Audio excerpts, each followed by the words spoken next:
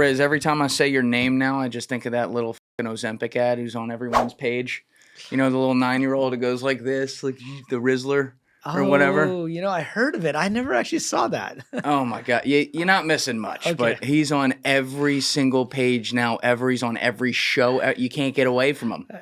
I heard people referring to it, and I was like, what the heck are they talking about? You got the better Riz, though. You're Yeah. the original Riz, right? I'm the original, yeah. We got the first in the building. You know, they did, I think it was the Oxford that had Riz as the word of the year last year. Oh, yeah. Dictionary. That makes sense. And I had never heard that particular usage until a barista at Starbucks in Phoenix. She goes, oh, that's a cool name. You know, my younger brother's in high school, and they say Riz all the time. And I was like, really? So, well, you got a whole different kind of simulation Riz going on. Yeah, we're going to get deep into it today. So first of all, thank you for being here. We're recording this like a couple days before Christmas, so I really appreciate you making the time. But I had seen you come on my radar when you went on Joe Rogan, I think like 8 or 9 months ago. And I was pretty mesmerized by that podcast, and also like all the different, I mean, there were a million things where, you know, you could just ask 40 questions about one thing you just said and what the possibilities are. But, you know, how did you initially start getting into, for people that didn't hear that podcast, getting into like the idea that like we could be in a simulation? Well, you know, it happened in stages, but probably the most significant event that really got me thinking about this was when I was in Silicon Valley. This is about 7 years ago now, in 2016. And I had been running a couple of video game startups. And we'd sold my last video game startup, and I ended up visiting a startup in Marin County, which is just across the bay from San Francisco. And they had an amazing view of the San Francisco Bay and the skyline, but they had also developed a virtual reality ping pong game. And so I said, okay, forget the view. Let me put on this headset. And I started to play this virtual reality table tennis game. And it was what you would call room scale at the time. So that's when you set aside, like, you know, probably the size of this room, and you let people move around. But there was no mistaking that I was in virtual reality, because Right. there were wires coming down from the ceiling into the headset itself. And what happened, though, was as I started to play, and the graphics weren't great. I mean, the graphics were fairly primitive, but the physics engine was so good that I started to feel as if I was really hitting a ping pong ball. And so much so that at the end of the game, I almost forgot for a moment that I was in VR, and I tried to put the paddle down on the table, and I tried to lean against the table, just like you might do at the end of a regular, you know, table tennis game. And it wasn't there. It wasn't there. There was no table. The controller fell to the floor. I almost fell over, so I had to do a double take. And then I said, oh, yeah, it's just VR. And so I started to think at that point, because, you know, my background's in technology, software startups, and I started to think, well, how long would it take us to build something that was so immersive that we would basically forget, not just for a moment like I did, but we would forget that we were inside a virtual world. And at that point, we could build something like the Matrix. And so I came up with this idea of the simulation point, which is, I like to call a kind of technological singularity. So most people know the term singularity from AI and superintelligence, right? Oh, yeah. It was actually coined by a computer scientist who became a science fiction writer named Vernor Vinge, who actually just passed away recently. He had some great novels, though. But in that paper where he defined it, he said there were many different ways of reaching what he called a technological singularity. And superintelligent AI was one of them. Merging of different computers, human biology and computers, which is Ray Kurzweil talks a lot about that as the singularity. But the basic idea is that technology expands exponentially to the point where everything would be different for the human race. And so I use that term in that sense, that everything would be different once we can have a virtual world that is so real that we would really forget about our physical lives at that point. And so I figured, how long would it take us to get there? And that's really how I started getting deep into the technology side of simulation theory. How long do you think it was from accidentally leaning against a table that wasn't there to kind of putting together the basis of what would be your theory? Like how long did that take? This wasn't like an overnight thing, obviously. Like did your mind, I guess what I'm asking is, did your mind start to wrestle with the meaning of life like as you're going along and making this and realizing like, wait a minute, this is very different than what I thought it all was? Yeah, and what happened was, that was one event, but before that I had done a lot of exploration of different types of consciousness. And in fact, my first book is called Zen Entrepreneurship, which was about my first startup. We were chatting a little bit about it before the show, where we started it in our apartment in Boston. And at the same time, I was learning about meditation. I was learning about altered states of consciousness, lucid dreaming. And so during the day, I would be a regular entrepreneur. And then in the evenings and weekends, I would go off to, different places like the Monroe Institute down in Virginia, where they try to use some type of binaural beats, different rhythms. Binaural beats? Binaural beats. So they try to use different frequencies, one in each ear, in order to get you into a certain state of mind or state of consciousness. And they specialize in trying to get you out of the body. I found that wasn't as effective for me as doing things like shamanic drumming. So I would be exploring like all these different things like shamanic dream work. And so I was kind of leading this double life for many years. And it was after I really started to think about this technological simulation idea that part of my explorations started to merge with my day-to-day job of being an entrepreneur and an investor, because I started to see that, well, really, religion and mystics are trying to figure out what is the nature of the universe, and so are scientists.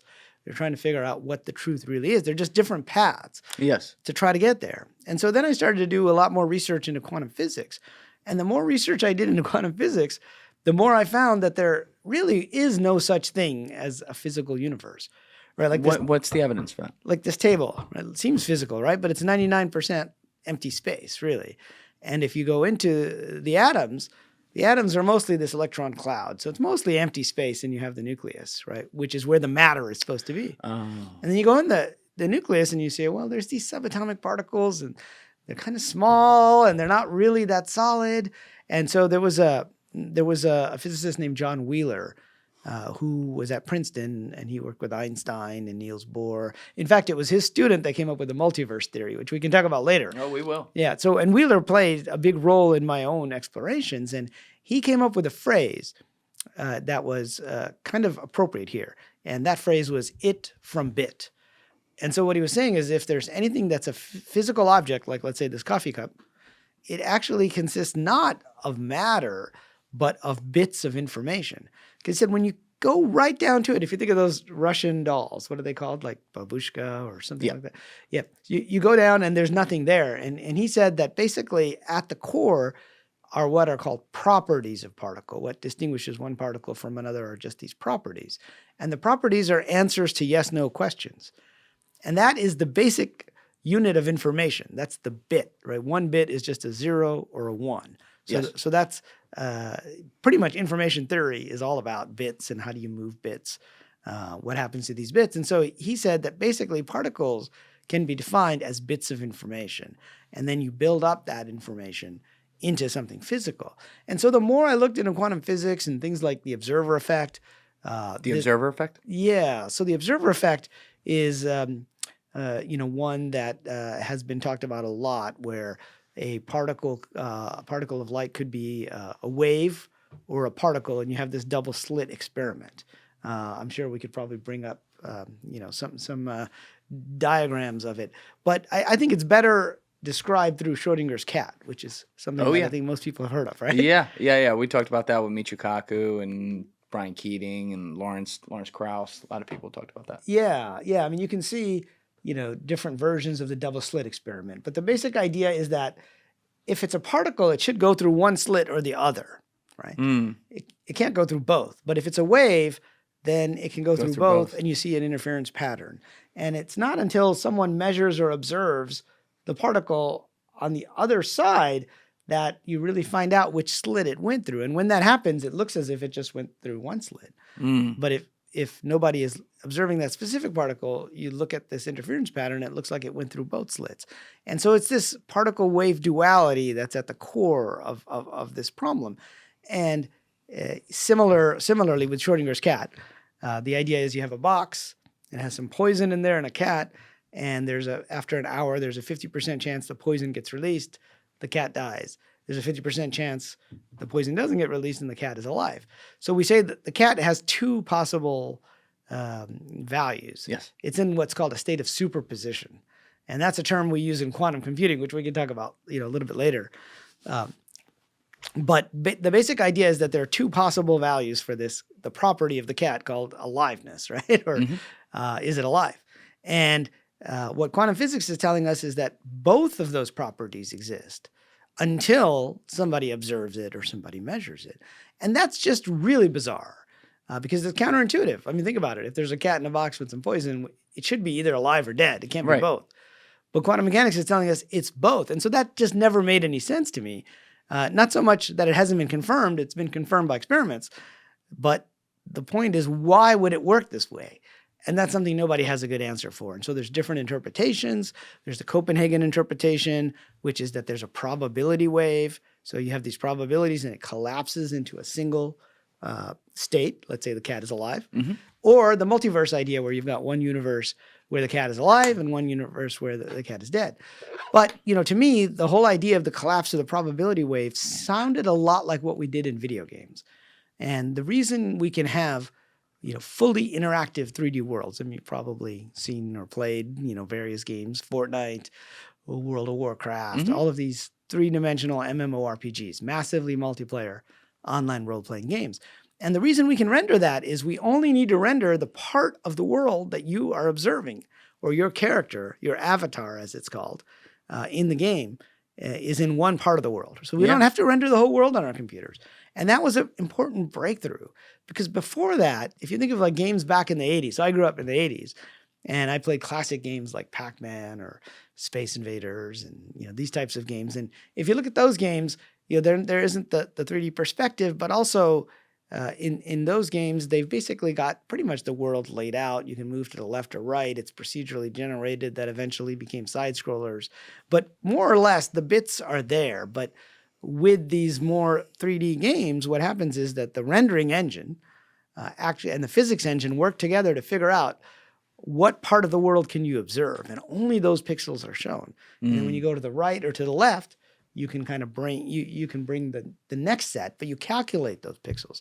So you don't have to design all of them. Like there was a game called No Man's Sky. I don't know if you ever heard of it. No. Some people didn't like the game. It was kind of boring, they said. But what was interesting about it was the graphics were amazing. And it had like 18 quintillion planets that you could explore. 18 quintillion. Yeah, so that's a hell of a lot of planets, right? Yeah.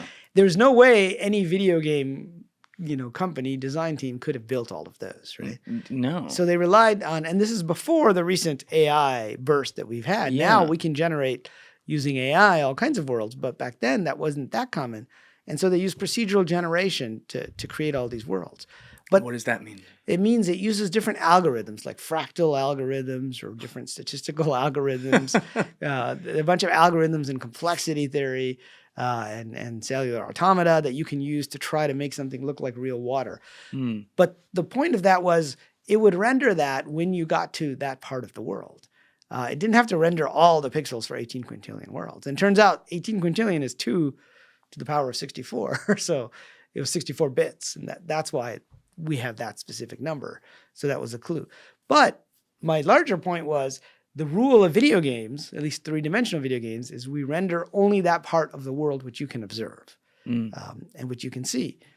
There's a lot of complexities around this. We cache things on the server so that we don't have to re-render, so multiple people will see the same types of things. But that's the basic rule. And that seems to be one of the basic rules of quantum mechanics, which is only that which is observed or measured, right, needs to actually have a definite state. Until then, it's just information in this kind of weird quantum foam, if you will, or cloud that's out there. Yeah.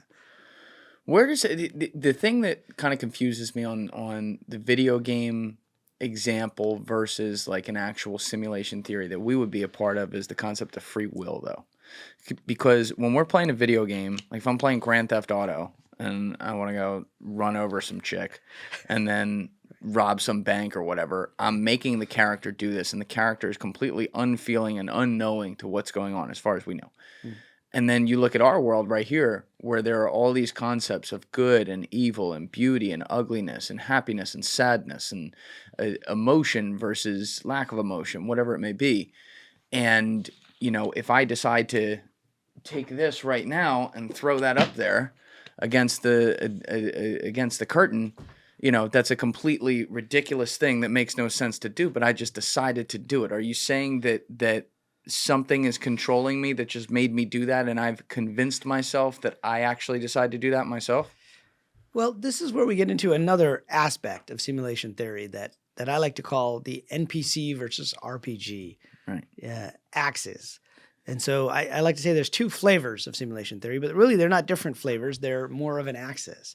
And at one end, we have the NPC version where everyone is a non-player character. Mm-hmm. In that case, it's just, for most of your audience probably knows, but NPCs are just controlled by the computer code. Yep. On the other end, you have the RPG or role-playing game version. And in that case, you, the player, exist outside of the game. And in the game, you have a character, the PC, the player character, if you will, which is called an avatar, that you control all along the way. Now, those two are not mutually exclusive because you can have NPCs Yes. and player characters in an online game. You can have them both together. But the latter is like the Matrix, kind of. Yes, that's more like the Matrix. Yes. Exactly. So in the Matrix, if you look at it, Neo, Morpheus, right, Trinity, they all had their existence outside the physical world, and they looked exactly the same. So that was sort of a conceit that they made in the Matrix, was that their avatar looked pretty much like them, except for, you know, the holes in the back of the head and hair, right? There was a famous scene where Morpheus goes, you know, where did your hair come from? when Neo says, is this real? He goes, is this so hard to believe? Do you think that's air you're breathing there? Yeah. So that's more like the Matrix version of it. But in that version, I like to draw this distinction because it changes a lot of the answers to a lot of the questions that people have around simulation theory. And that's why when I teach a class at ASU, Arizona State University, about this subject, and it's called Science Fiction, Religion, Philosophy, and Technology, right? So it's about as... That's loaded. Yeah, but it's about as interdisciplinary as you can get. Yes. Right? So we're touching all kinds of things, unexplained phenomenon, you know, we're touching skepticism, idealism, all of these different things. And you can kind of map this out where if you think of free will, if it's just code, then the NPC doesn't really have free will, does it? If the No. NPC is just running on the code. Now, it depends a little bit how you define free will. Like some physicists try to define it as it's just randomness. That's free will. And turns out the only true randomness within the physical world and within computers is quantum randomness. So like if you generate a random number on your computer, it's not really random. What's happening is there's an algorithm behind the scenes that's taking some key value, like the current time, and it's doing some algorithm on that. And the fact that you press that button at different times, different milliseconds, means you get a different result each time. And then they have different algorithms to try to scramble all of that. But I would say true free will would be like the Matrix version, where you have a player that's outside of the game and they can make that decision on whether, you know, to throw the thing or to go and rob someone or to do something else. And so true free will may only be possible if it comes from outside the system. But it's us doing it, meaning it's not, you know, some random alien playing the actual video game right there and deciding for us. It's like, it's me, but I'll just use the Matrix example to keep this easy for people. I'm laying in a machine somewhere in my physical state, and here, where I feel like it's my physical state, is just what's being controlled as an avatar where it's not real matter, and as you said, everything is just, you know, space. That's exactly right. So in that scenario, you know, where individuals are players, they have the ability to control the character. Now, there's something in the middle between these two that I've been playing with lately, which I call NPC mode. Okay. NPC mode. Yeah. Which is, I mean, you know, the term NPC is used online very disparagingly these days, right? You say, oh, that guy's an NPC because they're not thinking for themselves. But if you think of an NPC, let's suppose it's built on some neural net algorithm, right? So today we have smart NPCs. Like in video games, we used to have dumb NPCs if you go all the way back. There were only like so many things that they could do, really, or they could say. And in fact, if you've ever played games by a company called Telltale Games, which I was an investor in many, many years ago, they're not around in the format they were, but they had like a Walking Dead game or Game of Thrones games that were really popular. They were like graphical adventures. But when you speak to the characters, you would have to make a choice, right? This is the response I want to give. And then the character would speak to you, and then you would. So it was a very limited set of, it's like a dialogue tree is what really was going on there behind the scenes. But today's NPCs are becoming smart NPCs, which means they're using pretty much like a ChatGPT LLM, large language model, behind the scenes, which means you can't always predict exactly what they're going to say. It's not just a simple dialogue tree. I mean, many people think we've passed the Turing test. And just recently, some people think we're at AGI. I don't think we're there yet, but with the recent Behind release, the scenes, we might be. Behind the scenes, maybe. But in terms of what's been released publicly. But the idea is that if an NPC is just responding based off of how it's been trained and the data that it's been trained on, that's kind of like our character in a video game.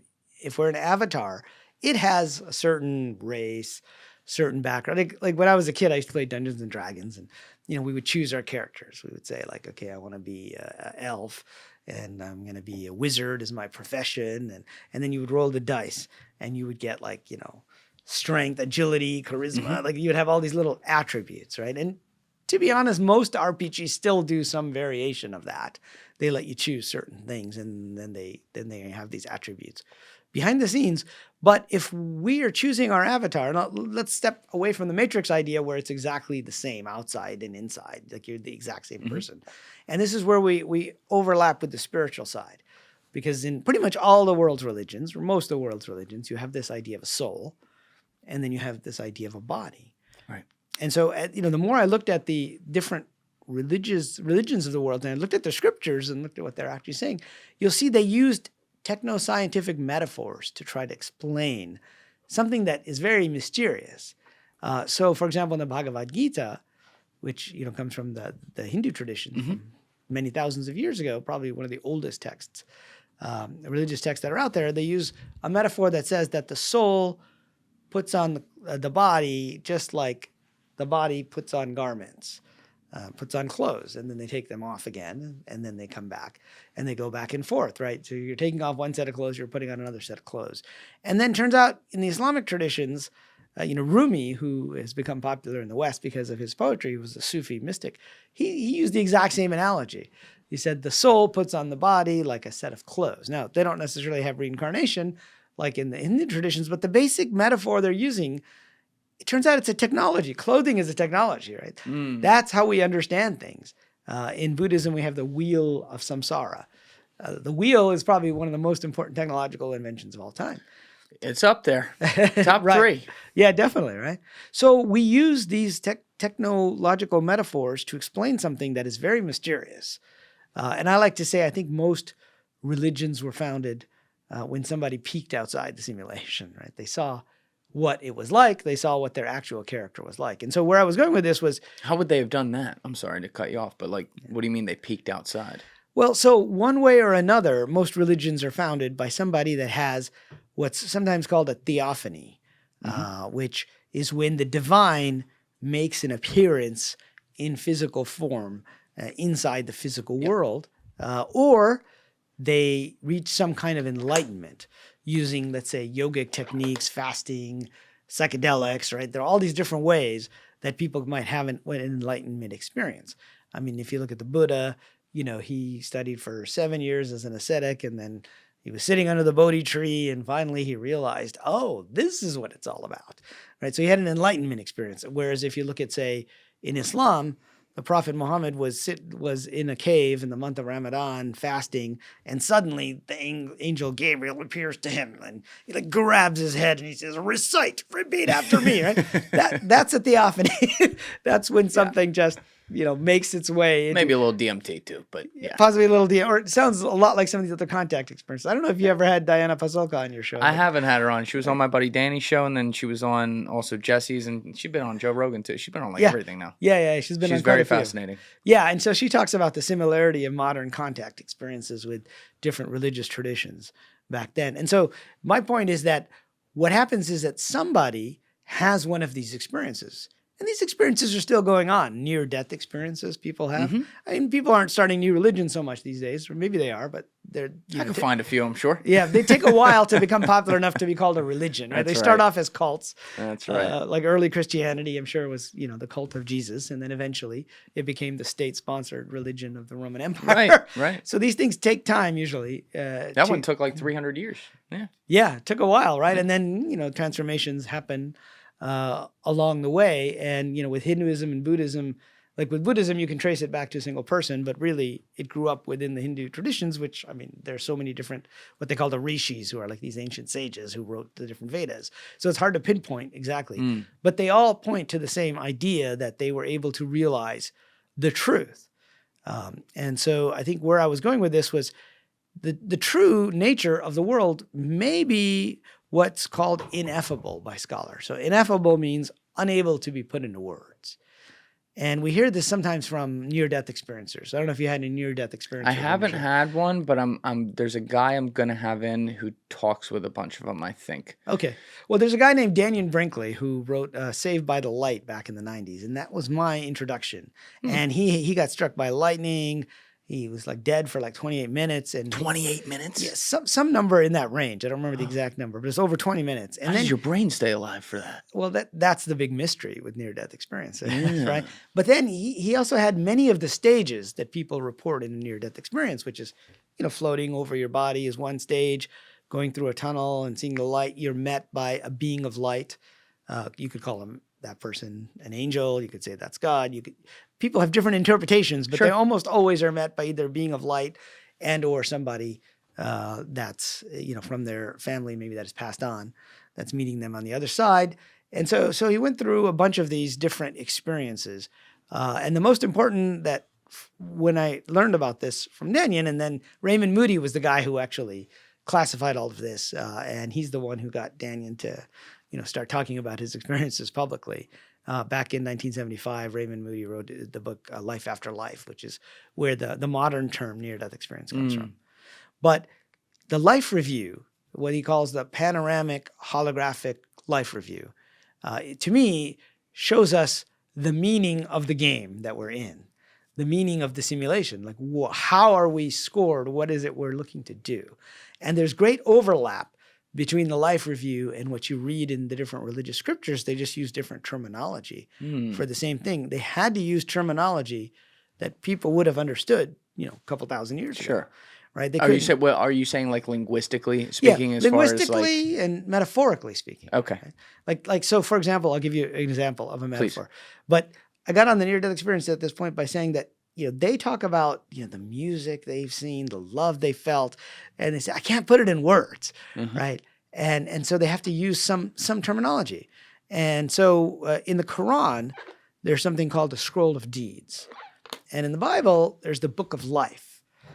So there's this idea of who gets into heaven or who doesn't get into heaven. So in Islam, in the Quran, they get much more specific, and they say the Scroll of Deeds is a book. Okay, what is a book? It's a technology. It's a technological metaphor. And they say there's two angels. One, maybe, if you've probably seen the images of the devil and the angel. Yes. That comes from the Islamic traditions. But basically they said there's two angels. One writes down your good deeds. One writes down your bad deeds. And they write them down where? In this scroll of deeds. And so when you die, your book will be open to you, and you alone will be sufficient to be the reckoner or to be the judge, right? You get to judge yourself. You get to judge yourself. I'm going right the fuck in. But that's exactly what the near-death experiencers report, except they use up-to-date metaphors. So what the near-death experiencers say in the life review is that basically they see a holographic three-dimensional version of reality, and you replay every single event in your life, and you replay it from the other person's point of view, right? So instead of throwing that against the curtain, if you had thrown that and hit me, you would get to experience what it was like for me. Oh shit. From the other person. So you see. So if I were like a murderer and I shot someone, I'd get to experience what it's like to get shot in the face. Absolutely. And Daniel was in Vietnam and he shot people and he had to experience what it was like to have, but it's more than that. He said you can then see what's called the ripple effects. Like a butterfly effect kind of deal? A little bit, but of that action. So what happens to that guy's wife and kids now that you shot him? Now, if you experience that changes your whole perspective. You're like, oh crap, maybe I shouldn't have done that. Maybe that wasn't such a great thing for me to do when you're reviewing your life, because now you get to see the actual consequences of your action in ways that might not be possible before. to me, that sounded a lot like reviewing a video game, or like on Twitch or YouTube. Like among the most popular content on YouTube, of course, podcasts, but video game replays Absolutely. are like up there. For a while, they were like the #1 content. Yeah, I kind of thought they still were. Maybe I'm wrong. They might still be. Yeah. I remember when my nephew was like 3 years old, he would say to his father, my brother, he'd say, "Oh, I want to watch Star Wars." And he said, "Oh, you want to watch the movie?" No, I want to watch that man and that woman playing the Star Wars video game. Right? He wanted to watch the YouTube of them. It was never my thing, but it's huge. It's huge, yeah. And so to me, this life review sounded a lot like that, but blown up. So, and a couple of years ago, I was in Silicon Valley. So around that same time, 2016, when I was, playing the ping pong game, I was working with a startup, and we figured out a way to take a game like League of Legends, if you've ever seen that game.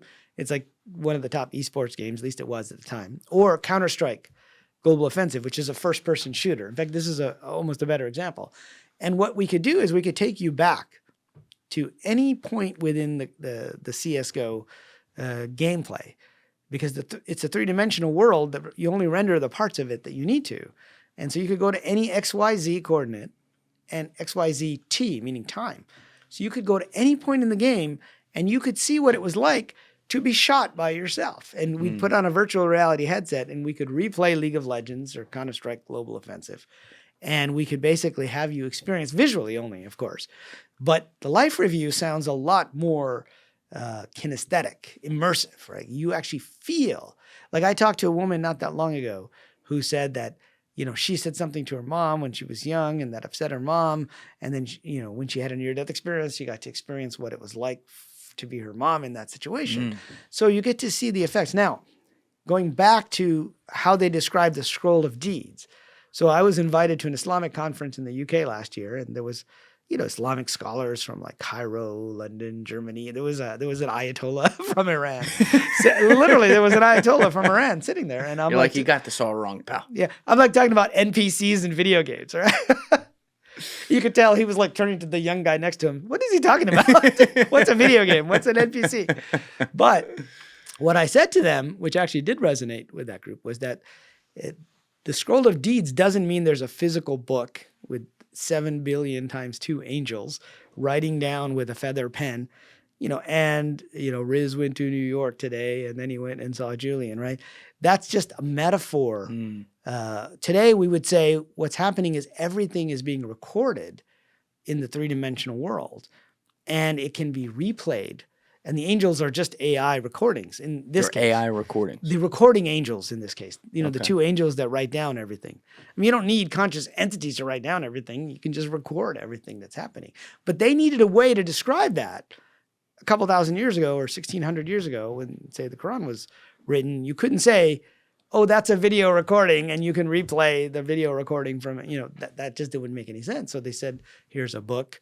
There's some angels who write down everything that happens, because that was something that they could do. So it's a case of taking something mysterious and amazing, perhaps even ineffable, like this life review, coming up with a way to describe it, and using that. So that's how most religions get started, in my opinion, is they take some ultimate reality, which is often how it's referred to by religious scholars, and then they create a scripture or a set of metaphors or a set of stories that try to express what that is really all about, right? And come back with some lessons. And for me, the life review basically tells you the meaning of life. Like, is this Grand Theft Auto?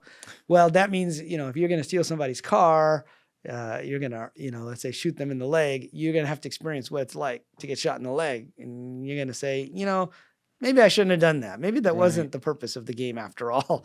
Maybe I did it the wrong way. Yeah. So, God, there's so many directions. Yeah, we've gone far afield, I think, from whatever your original question was. This is really, really good.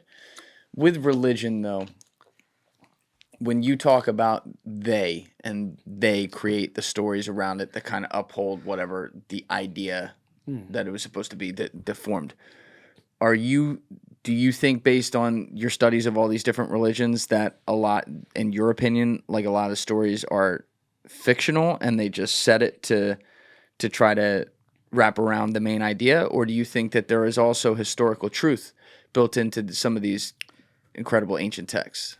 Well, I think there's definitely some historical truth built into these things. I mean, it's obviously hard to know because these things happened so long ago. Yeah. But, a few years ago, so just before I was asked to do this presentation on Islam and the simulation hypothesis, I was contacted by HarperCollins India, it's a big publisher there. Oh, yeah. And they said, it's the 75th anniversary of a book called Autobiography of a Yogi. I don't know if you've ever heard of it. I have heard of that book, Yeah, actually. it was by Swami I did not read Yogananda. it, Okay. But yeah. But it was a huge book in the 60s in the West. It was written in America for Americans. So Swami Yogananda came from India, but he was only like 20-something when he moved to the U.S. in 1920. He took the first boat out after World War I, really, from India to the U.S. OG. Yeah, OG, right? And he was one of the first Swamis to really live in the West. And so what happened was in the 60s when his book became really popular. I mean, that's how most of the hippie generation learned about meditation and stories. In fact, I met a guy the other day. He said, oh, yeah, I was in Haight-Ashbury in San Francisco in the 60s, like 69 or something, 68. And he goes, somebody gave me a copy of Autobiography of a Yogi. And then I read it and I gave it to somebody else. Like that's how they passed around these paperbacks. And so for a lot of people, that was their introduction to like these ancient Indian stories. And if you've ever read that book, it's chock full of miracles, right? It's like guys, swamis who have two bodies, the saint with two bodies. You have like levitating swamis, people who go up. You have swamis appearing before you that aren't really there. You've got a case of a guy who can control an entity, and the entity can make things disappear. So I might say, oh, I really like Julian's coffee cup. You'd say, Hazrat, go get that. And Hazrat was the name of the entity, which I interpret as a jinn because this was a Muslim fakir. Right. But so you've got all these things going on. You've got guys dying, coming back to life. Right. You have a guy in the Himalayas who supposedly has lived, at least 500 years, if not more. Wait, right now? Who's still living there, supposedly. A guy named Babaji. I want a DNA test. Right. If you can find him, you can do that, right? Yeah. So there are all these crazy stories. And so the question is, and this is more recent. This is he wrote the book in 1946. And so the question becomes, okay, at least that's not so long ago compared to, the other scriptures. But even Yogananda had to reinterpret the things the ancients were saying for Americans in the 1900s. And so he used a new metaphor. Instead of saying that the world is an illusion, which is what the term Maya is. So Maya means illusion. It's not exactly illusion. It's more like the power of illusion or a carefully crafted illusion. Is that tied directly to like the ancient Mayas, like the word itself? It could be. I mean, it's a Sanskrit word, so it goes all the way back to that. But most people translate it in English as an illusion. Right. And I think more recently, the best analogy I found was that if you go to a magic show, the guy on stage is not really sawing that woman in half. Yes. Right. But you want to believe it. Like, you're like, wow, that's amazing. You're like suspended in your disbelief of something that you think actually might be real in the moment. Like you've convinced yourself, but it's not subconsciously. Yeah. But you've allowed yourself almost to enjoy.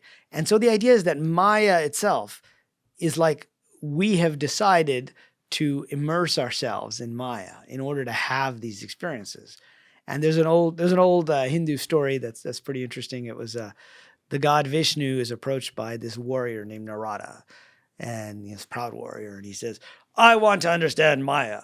Tell me what Maya is." And Vishnu says, "This might sound a little bit like the Matrix. I can't tell you what Maya is. I have to show you." And he goes, "Okay, walk into this pool of water, right?" So this is the analogy they used. It was a metaphor. He walks into a pool of water, and suddenly he's a little girl who was born as a princess to some ancient king in India named Sushila. And so Sushila grows up as this princess. Eventually she marries like a prince from a neighboring kingdom. She goes to live there, and suddenly the kingdoms go to war. Her brothers and father from the first kingdom kill her husband, and her husband's army kills her father and brothers. And suddenly she's really sad because now her whole family's pretty much gone. And she walks out of town, starts crying, and sees a pool of water and steps into the pool of water. And suddenly she's back to being Narada, the warrior, with the god Vishnu. Vishnu says, "Now you understand what Maya is," right? Because that's Maya. Now, more recently, we have We have like TV shows like what's that? Rick and Morty. Have you ever seen Rick and Morty? I haven't really seen it, but I'm familiar. Yeah, I mean they have a very similar storyline where there's a video game, but they use virtual reality, so they use a technological metaphor. So it's called Roy, a life well lived. So one of them, I forget, the young guy puts on the headset, and suddenly he's Roy. He goes through school, gets married, works at his wife's father's, carpet shop or something. And at the age of 52, he's up getting something from one of the top shelves and he falls over and he dies. And suddenly it says game over. You made it to age 52. And he takes off his headset and he's like, wait, what's going on? Where's my wife? Where's my kids? What's going on? Right? It's the same kind of thing. He immersed himself so much in the game that he forgot about his life. And it was like he had to remember everything that was going on outside. And so Swami Yogananda used a metaphor in the 1920s. He said, it's like a movie or a film projector. And that was the latest technology, right? 1920s we're talking about. And he said, the characters on the screen might die, but the actors don't actually die. And so they're suffering. And so he used that to rephrase Maya. He said, look away from the screen and look at the light, and then you'll see what's outside of Maya, which is the real you, or the player is the analogy that I'm using. So they approached me about writing this book called Wisdom of a Yogi, which I ended up writing about lessons from all these crazy stories of these miracles from the 1800s and 1900s. So most of them happened at that point in time. But I believe if he were alive today, he would use an updated metaphor. He would say it's like a video, it's like a movie, but we're the actors. And we have scripts, but we can change the scripts. And we're also the audience. So we're kind of watching ourselves play. What does that sound like? It sounds a bit like a massively multiplayer online role-playing game. So I think he would use a new technological metaphor. And so from the religious perspective, you can view simulation as the latest and greatest, perhaps the best metaphor for something that may be impossible to put into words. Does that mean, though, that we could be looking at a situation where you would have simulations on top of infinite simulations, meaning that the beings that are us, that are watching you and I right now on this screen, like if I'm watching me and you're watching you and we're in this other place where we actually really exist, that could actually just be another layer of where there's a screen behind that, where there's more people observing that? It could be. And that's, one of the objections that sometimes people have to the simulation hypothesis. They're like, well, how do we know it's not infinite? And I say, well, because if it's a computer simulation, then it can't be infinite. Because there's not necessarily infinite computing power. So physicists love infinity, right? They like to say, oh, everything's just infinite. But computer scientists, as computer scientists, we hate infinity because we never have infinite resources. So in this world that we know. In this world. So as we know of computers, what we end up doing is we end up using limiting resources. And so sometimes the best way to talk about this stuff is to talk about science fiction. Okay. We've talked about The Matrix, but Matrix was released in 1999. This year is the 25th anniversary of The Matrix. But there was another simulation movie released in 1999. What was that? It was there were two others, but the one that I'm thinking of is called The 13th Floor. Did you ever see that? No, I have not. It's worth bringing up. Yeah, who was in that? I don't even remember the names of the actors or actresses. That's not none good. of them were. Well, none of them were like famous or became famous. And what happened was it was released, I think, a month after The Matrix, or 2 months, and it kind of got swallowed. Here, you can bring it up, right? 13th Floor. Who's in it? Craig Berko. Oh, Gretchen Mol. I know her. Okay, there you go. So there's at least one person you know there. Yeah. And so the idea was it set in Vincent D'Onofrio's in it. Okay. All right. There's some people. Go ahead. Yeah. So set in 1999. And what happens is they create a simulation of Los Angeles, which is where it's based, in like 1937, I think it was, or 47. It was, a little while in the past. And it's a very realistic simulation. And the main character, Douglas Hall, he goes in and he starts meeting these people in the simulation. And normally they're just living their lives and, as kind of like NPCs. But then he goes in as the player and takes over one of them. Who looks just like him. So we have the same thing as The Matrix. Where what do you mean he takes him over? Meaning he becomes the player and starts controlling him. Okay, from the outside. From the outside. Got it. Whereas before, it was just an NPC living his life. And so now he has all the memories that he has from outside the simulation.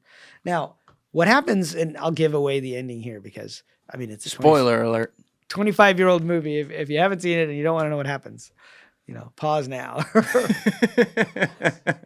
Go ahead. Go forward. Yeah. So basically what happens is he does this in the world of 1937 there's a side story about a character from there who pops out. That there's a whole interesting story about can you pop out to the next level to 1999. But then there's this woman that appears in 99. That's the daughter of the guy who helped him, who was his boss, who got murdered. So it's like a film noir / sci-fi movie.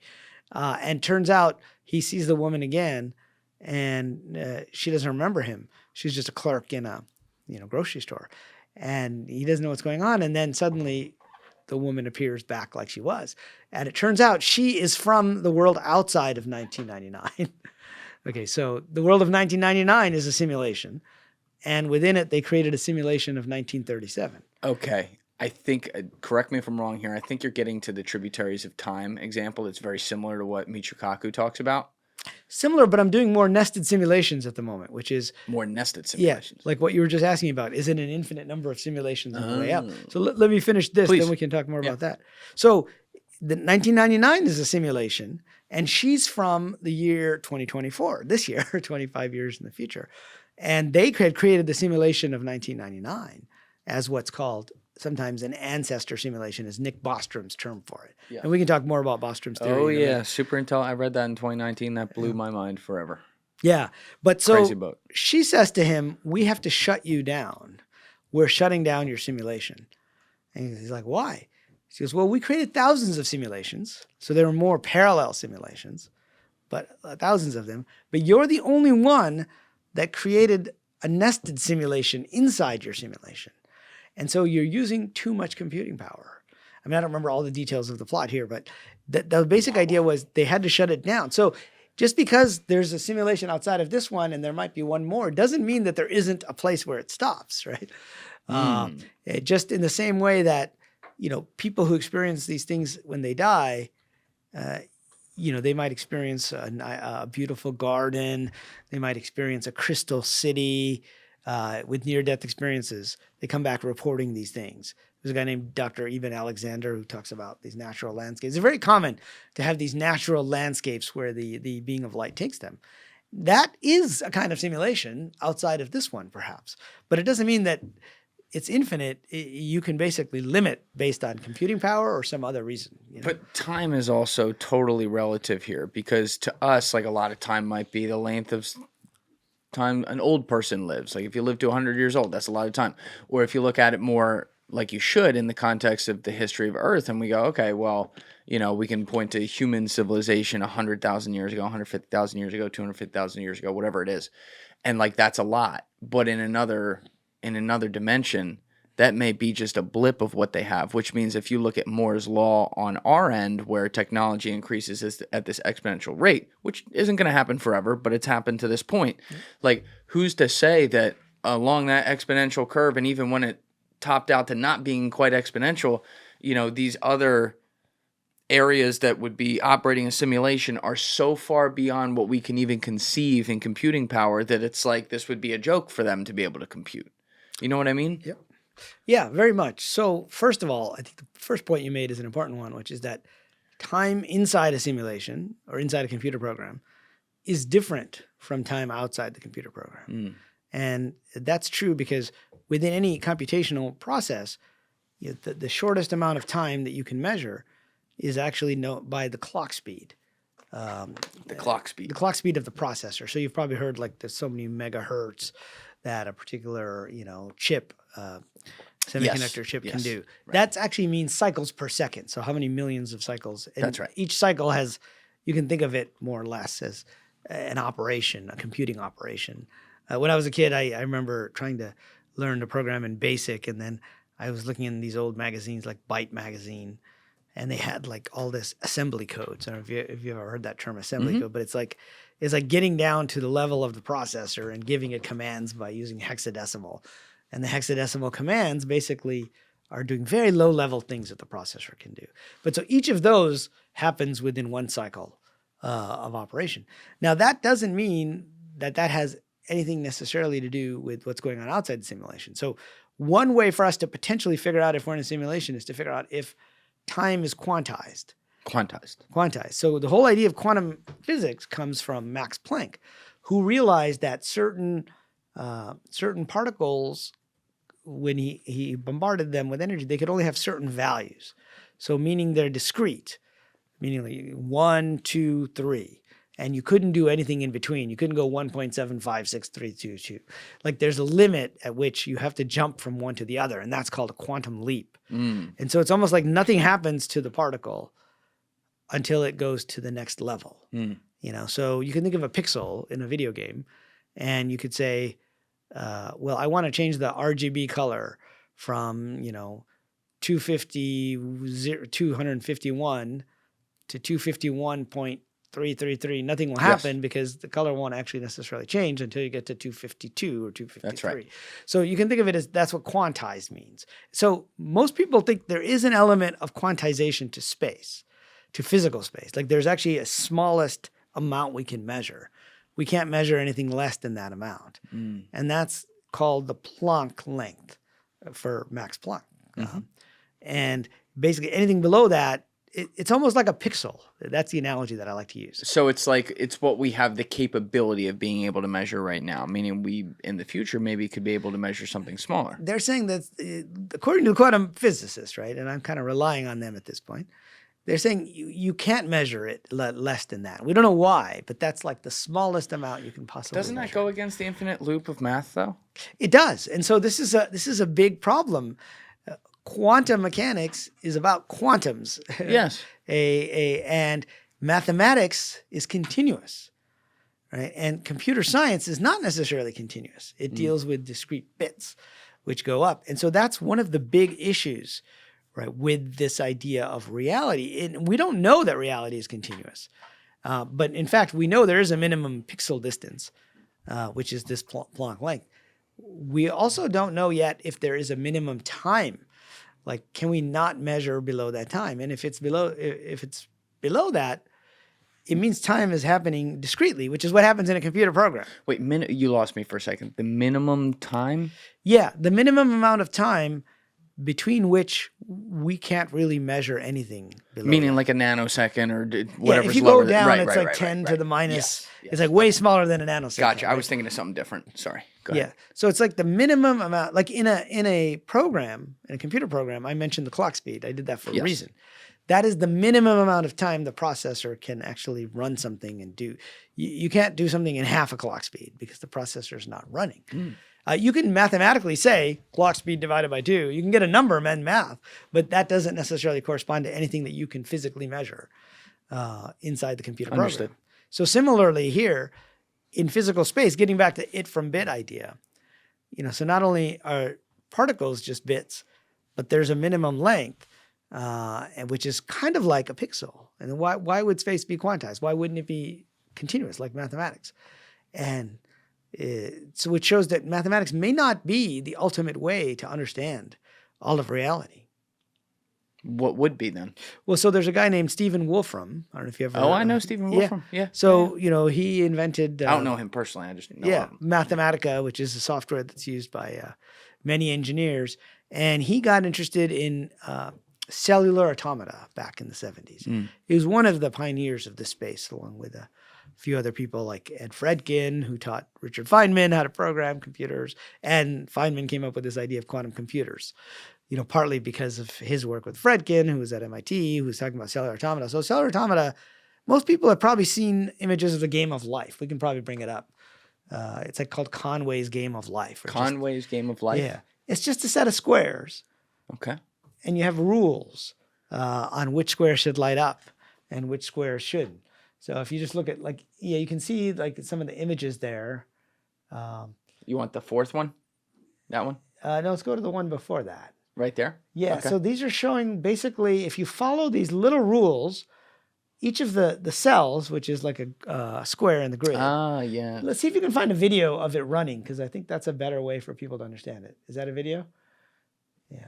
So this is probably the most famous cellular automata.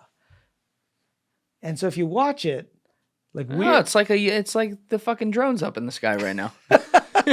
There you go, right? But the idea is that it's just following these rules, but by following these rules, it sometimes does weird things that we can't always predict. Now, in this case... When you say weird things, what do you mean by that specifically? So what I mean is that some of these are predictable, right? So what they're showing you here are mostly predictable, stable patterns. Right, like in the middle there, especially where you have all the little arrow-like structures going to But each see other. if you can find one. So there's patterns which also become more chaotic. So this is like the birth of chaos theory. Like this? Yeah, where you can't predict what's going to happen so easily. They're not stable. Okay. By stable, I mean it goes into like the stable point where, let's say, two squares light up next to each other and it goes on to infinity. Like this. This is pretty stable. It's pretty much doing more or less the same thing. Yeah, all these are like what they call stable, and then you get into complex behavior and chaotic behavior. And so the whole field of complexity was born with using different types of cellular automata. Okay, now let's look at Stephen Wolfram's cellular automata, which are even simpler. Maybe you can do a search for elementary cellular automata or Wolfram cellular automata. But all that's happening there is that each cell is looking at the cells next to it and saying you want the second one? I'm sorry. Let's see. Yeah, that's a good one. Okay. But go ahead, Riz. Sorry. Yeah. So while he brings this up, you can see there's a little formula there, right, that he's showing you behind there. But the basic idea is that based on what your neighbors are doing, in this case, it's just not a grid, it's a line of cells. And so if your neighbor to the right is lit up and your neighbor to the left is lit up, then you should light up. And if the two cells next to you are empty, they're black, they're not lit up, then you should light up. These are the types of rules. And you can have any number of rules that are defined for this number of how many ever cells that you have. But they end up creating some really interesting patterns. So Wolfram came up with this idea using elementary cellular automata. You can see some of the patterns. Let's go to just go to an image then that shows the patterns that result. Let's go back. You want an image in Google? Yeah, just do elementary cellular automata and look. Yeah, you can look at these different images. You can see how if you repeat the same pattern over and over again, some of them get into patterns and they draw nice pictures that are symmetric, and some of them don't. And that's the idea of chaos theory. What chaos theory says, and this is getting back to what you were talking about earlier, the butterfly effect, which is that if you make a small change in an initial condition, it ends up causing a huge change down the road. Like a butterfly flaps its wings in Hong Kong and the stock market crashes in London. That's right. Because it's said that is a complex or chaotic process, and you can't predict what one small thing is going to do unless you run the program, meaning you go through and you do all of these. So in the case of cellular automata, when they get complex, you say, well, I want to predict exactly what it's going to look like at step 2 million. And turns out if it's stable, you can say it's just going to be. But if it's not stable, good luck. Good luck. It's like the 3-body problem is a famous example of a problem that we don't know. Can you explain that to people? So the 3-body problem is when you have first of all, it's a title of a well-known science fiction novel from China and a Netflix series that was based on it. But the basic idea is you have 3 bodies, let's say planets or stars, and they're all kind of revolving around each other. And the question is, eventually, will it be stable? Or will one of the stars or one of the planets just shoot off into space? And turns out we don't have a solution for that yet. We don't know unless you just keep calculating and keep going. You can't just do a shortcut of an equation. So Wolfram came up with this term called computational irreducibility. And what he says is that means the only way to find out what's going to happen in step 2 million is to go to step 1,999,999.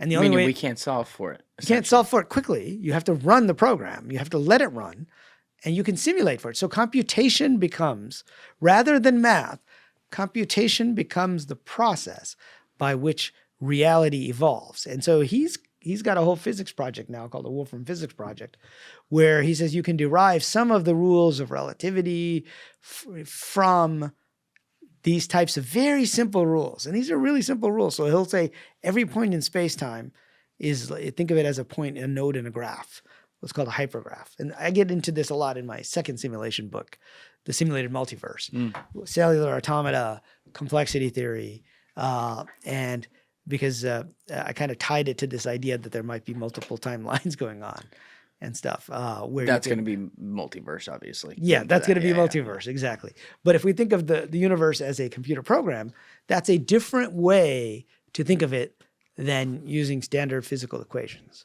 And if the world is in fact pixelated, quantized, And if time is quantized, then I think it's more likely that we would be in a simulated universe than not. Now, the physicists, the first part, they kind of agree, yeah, there's a minimum distance. We can't really mention it. We can't really measure anything below it. The second part is still an open question. Like, is time, is there a minimum time we can measure? And so that's an open question. But if it was, that would be a clue that, in fact, we are in some kind of a simulated type of universe. Guys, if you're still watching this video and you haven't yet hit that subscribe button, please take 2 seconds and go hit it right now. Thank you. But if we're in a simulated type of universe, this is where it ties my brain up a little bit sometimes when I'm thinking about the multiverse and I'm thinking about like simulation. Yeah. These two things can exist together, essentially, you're saying. Because the multiverse is just a bunch of layers of the types of simulations that happen that all may be emanating from one place that's simulating all them. Is that reasonable to say? Yeah. So, what happened was when I was writing my first simulation book, The Simulation Hypothesis, the basic idea was that physical space is not what we think it is, right. That it's actually a virtual reality, the Matrix idea. And during that process, I interviewed the wife of Philip K. Dick. So, shit. Yeah, so she's still alive, and she's today even. Wow. I mean, she's older. She was, I think, his fourth wife. I think in the 70s. Well, he didn't get it wrong on the first three. It's all right.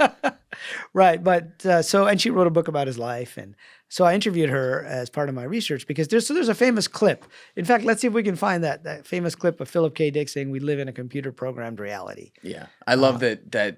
You're really into The Man in the High Castle, by the way, because I always ask people about that, and they're like, no, I haven't seen it. Oh, they haven't seen it? Yeah, that show was like a little bit ahead of its time based on the Philip K. Dick novel, but it was, what a mindfuck. Yeah. Anyway, okay, let's get this on. Let's see if we can get Is a topic which has been discovered recently. Well, this is sort of a long clip, right? How long is it? It's like 4 minutes. Okay, there's a point at which he starts talking about, see if you can find maybe a shorter version where he's just talking about the computer 114, reality. a glitch in the Matrix? Yeah, this one might be one. Philip K. Dick, creator of Minority. Okay, right there, yeah. Here we go. The title of my address is, If You Find This World Bad, You Should See Some of the Others. The subject of this speech is a topic which has been discovered recently and which may not exist at all. I may be talking about something that does not exist. Therefore, I'm free to say everything or nothing.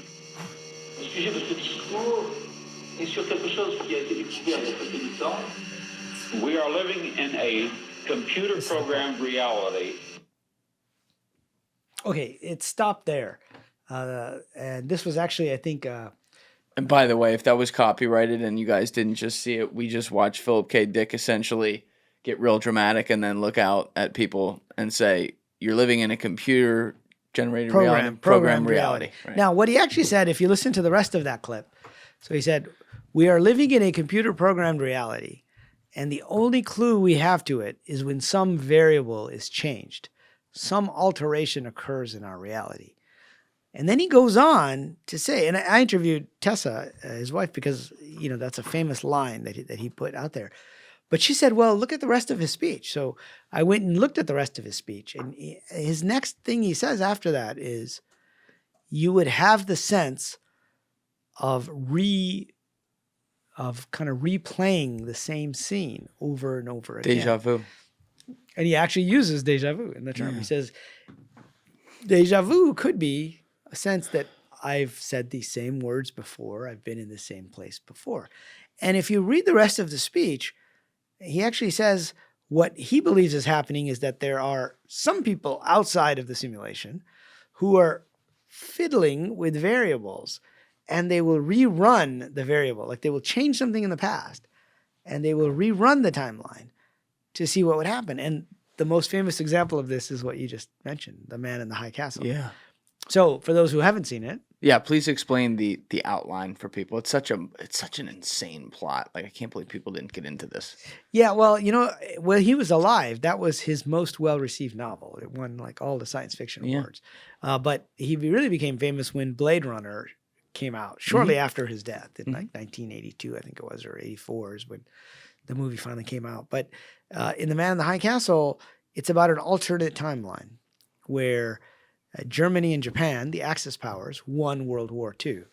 And so they divided America between them. And so when he wrote it, he said he did it based on fragmentary memories of this alternate police state. And if you watch it, you can see like the Nazis rule New York. Oh, yeah, it's wild. And the West Coast is ruled by the Empire of Japan. Yet it's a crazy alternate reality. They nuked DC in like 1945, like crazy shit. That's right. There's this entire timeline that it's based on, right? And the H-bomb is actually the Heisenberg device. So there's a lot of really interesting things in that series, which, by the way, Tessa said she thought, as an aside, she thought he would really like it. Oh, really? Wow. And I asked her, what would he think of The Matrix? You know, because he died in the 80s. And she said, well, two things. First, he would like it. He would say, I love that. This is great. And the second thing he would do is say, call his agent to see if he can sue these guys for stealing his ideas. That's probably fair. Yeah. He was the shit he could come up with. Yeah, he was way ahead of his time, right? Yeah. Because back then, most science fiction was just, you know, outer space, colonization. All the famous sci-fi writers of that era were talking about planets, and he's talking about things that happen to us. And usually he was concerned with two big topics, one of which is what is real and what is not. Is this real? Yeah, that's right. Oh, your cup says right there, your mug. And the second is does it mean to be a human versus, say, an android or something else. And so in that speech, he talks about that his novels have these multiple counterfeit realities. And so eventually he came to believe that The Man in the High Castle timeline, and for people that haven't seen it, there's a guy who can jump timelines in that show. It's worth watching if they haven't seen it. Yeah. But Philip K. Dick came to believe that was a real timeline that actually happened. Meaning within the context simulation. of a multiverse. Yeah, meaning in the context of a simulated multiverse. Yes. Meaning that they let that run and they didn't like the outcome. In this case, they meaning the simulators. And then they changed the variables and reran it again. And we are now in the other timeline, one of the other timelines. But they exist simultaneously.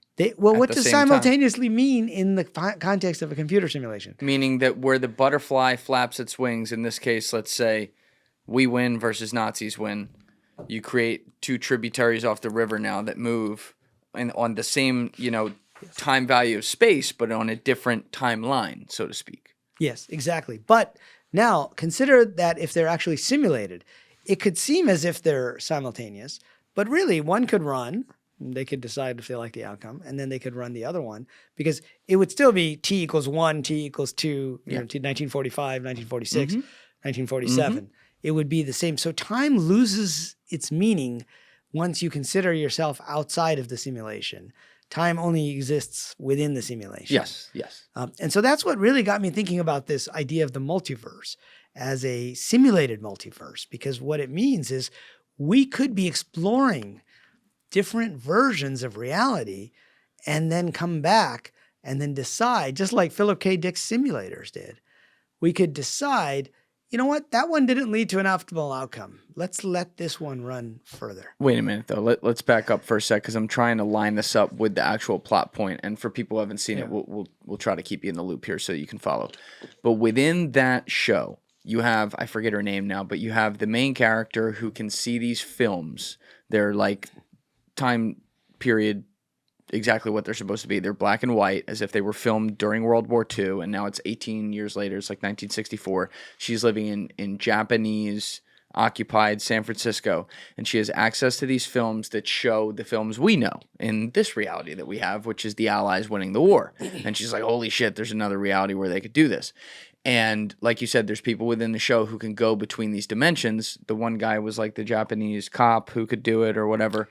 And the where I get a little held up, though, to make sure I'm following along here, though, is you also had the Nazis at the time fucking around with this technology and creating a portal where they could go in between dimensions. So they are meaning those guys were in this simulated game, but they were within the simulated game trying to go into another dimension of the simulated game so they could make every outcome a Nazi victory. Right, right. So that I think was not in the original novel. In fact, in the original novel, it wasn't films. It was a book that somebody wrote. In the novel, Man in the High Castle, somebody wrote a book about this alternate timeline, which is our timeline. And so, but what happened to him, to Philip K. Dick, was he had some weird experiences. Some people say he was on, too much drugs, but he took some sodium pentothal or something. And he said that he got full memories of this particular alternate timeline. So in fact, he was going to write a sequel to The Man in the High Castle. Tessa told me that he was working on it, but damn it. But then he decided he didn't really need to at some point once he got the full memories. And he also said it was a little too, not necessarily violent, but it was disturbing for him to revisit that timeline because America was such a police state in that timeline. So he ended up just forgetting about that project and going on his later novels are a little different. They go into Valis and they go into all these ideas, all these other ideas about reality. So he had a lot of different aspects of his ideas. He was constantly refining his ideas. Yeah, he was tapped into something. He was definitely tapped into something, I think. And so, but for me, that speech was the one that really gave me this idea that, if you could just change a few variables, some things might be the same, but other things might not be the same. Mm-hmm. And Tesla said that he actually claimed that he was communicating with these, with somebody that, could be like a part of the simulators. Did she say how he said he was doing that? Yeah, not really, but I said, well, what do they look like? And she goes, well, it was hard for her to see. Sometimes it looked like a blur was there. Like he was actually communicating with somebody or something, but she couldn't actually see what they looked like. Because I was asking her, are they kind of like these aliens or what do they look like? And she didn't really see what they looked like necessarily, but she said there was something weird. But she said he also came to believe that like the Kennedy assassination was one where they decided to fiddle with the timelines a bit and they decided to not have him assassinated in Dallas, right, which is where he was assassinated in our timeline. But then he got assassinated in Orlando. So it's like the conspiracy or whatever that was working on assassinating him. Right? They just changed the location. They just changed the location. Or in another version, something else would happen that led to a worse outcome than than this particular timeline. Now, speculating here, could that have been, for instance, like nuclear war? I think it was. I think that was the worst outcome, where maybe Kennedy wasn't assassinated or something. I don't remember all the details now, and she didn't necessarily get into exactly what these outcomes were, but that was the idea was that there were these programmers who could change things in the past. And then he also said we would have to find a group of people like him that remembered an alternate present, an alternate timeline of the present, or past, or an alternate past. Okay. And back then it was very difficult to find those people. But then with the internet, it became a lot easier. And now we have this thing called the Mandela effect, which, we can go into. Yes, can you please explain this? Yeah. So the Mandela effect is when a certain group of people remember a event or a object or a movie that is different from the way that it is today. And so it was coined by a blogger named Fiona Broom, and it's named after Nelson Mandela, because some people believe that Mandela got, instead of getting out of prison, he died. In prison in the 80s or early 90s. Whereas in our timeline, that didn't happen, right? He actually got out of prison, became the president of, the leader of the party, and became president of South Africa, won the Nobel Peace Prize, and then he died in, I forget what year it was. I think it was 2013 or something like that, yeah. Yeah. And so, a subset of people remember this alternate timeline. And then, she started to find other instances of this. I think it was at one of these Comic-Con type conventions, like Dragon Con, I think it was called, the one they have in Atlanta, where there were a bunch of fans that, with the Star Trek actors from the original Star Trek series were on stage. And the fans remembered this episode. And the guys on stage are like, we never filmed this episode. What are you talking about? And they insisted they could quote dialogue from this episode. Whoa. And Star Trek fans, some of them are pretty intense. They know their shit. They know their shit, right? And so I always had dismissed the Mandela effect as, well, it's just a bunch of faulty memory. The famous ones are like the Bernstein Bears versus the Bernstein. Like if you bring it up, you can see, that it's actually Bernstein Bear. If you just search for Mandela effects. Mandela effect Bernstein. Not even Bernstein. You'll probably see a bunch of them. If you just search for Mandela effect, you'll see images. Okay. Yeah, let's pull that up. All right. Images. Beautiful. Okay. The Bernstein Bears, the Bernstein Bears. Yeah. And so the way it is today is that they're the Bernstein Bears. And yet many people remember them as the Bernstein Bears, the S-T-E-I-N. You know what's crazy? Yeah. I vaguely remember them as the Bernstein Bears. You do? Okay. Yeah. Yeah. It's in there floating somewhere around. That's kind of weird. Yeah, it's kind of weird. And then, another famous one is the line from The Empire Strikes Back, where everyone thinks Darth Vader said, "Luke, I am your father." But he actually doesn't say that. He says, "No, I am your father." Instead of "Luke, I am your father." That's something that that one I feel like could have been changed in pop culture because so many people just said it. Like maybe it's like the butterfly effect. Someone says it one way one time and that's such a memorable line. It's personal. You're calling out a name. Then people start repeating it. Then suddenly it becomes a pop culture phenomenon and the rest is history. I could see that. Yeah. Yeah. But what you're talking about with the Mandela effect is fascinating. Yeah. And so, I dismissed most of these as like a little memory lapse or a pop culture thing. But then you get into what I call proximity and significance. So meaning if you were close to a particular event or it had some significance in your life, then you're more likely to remember it correctly.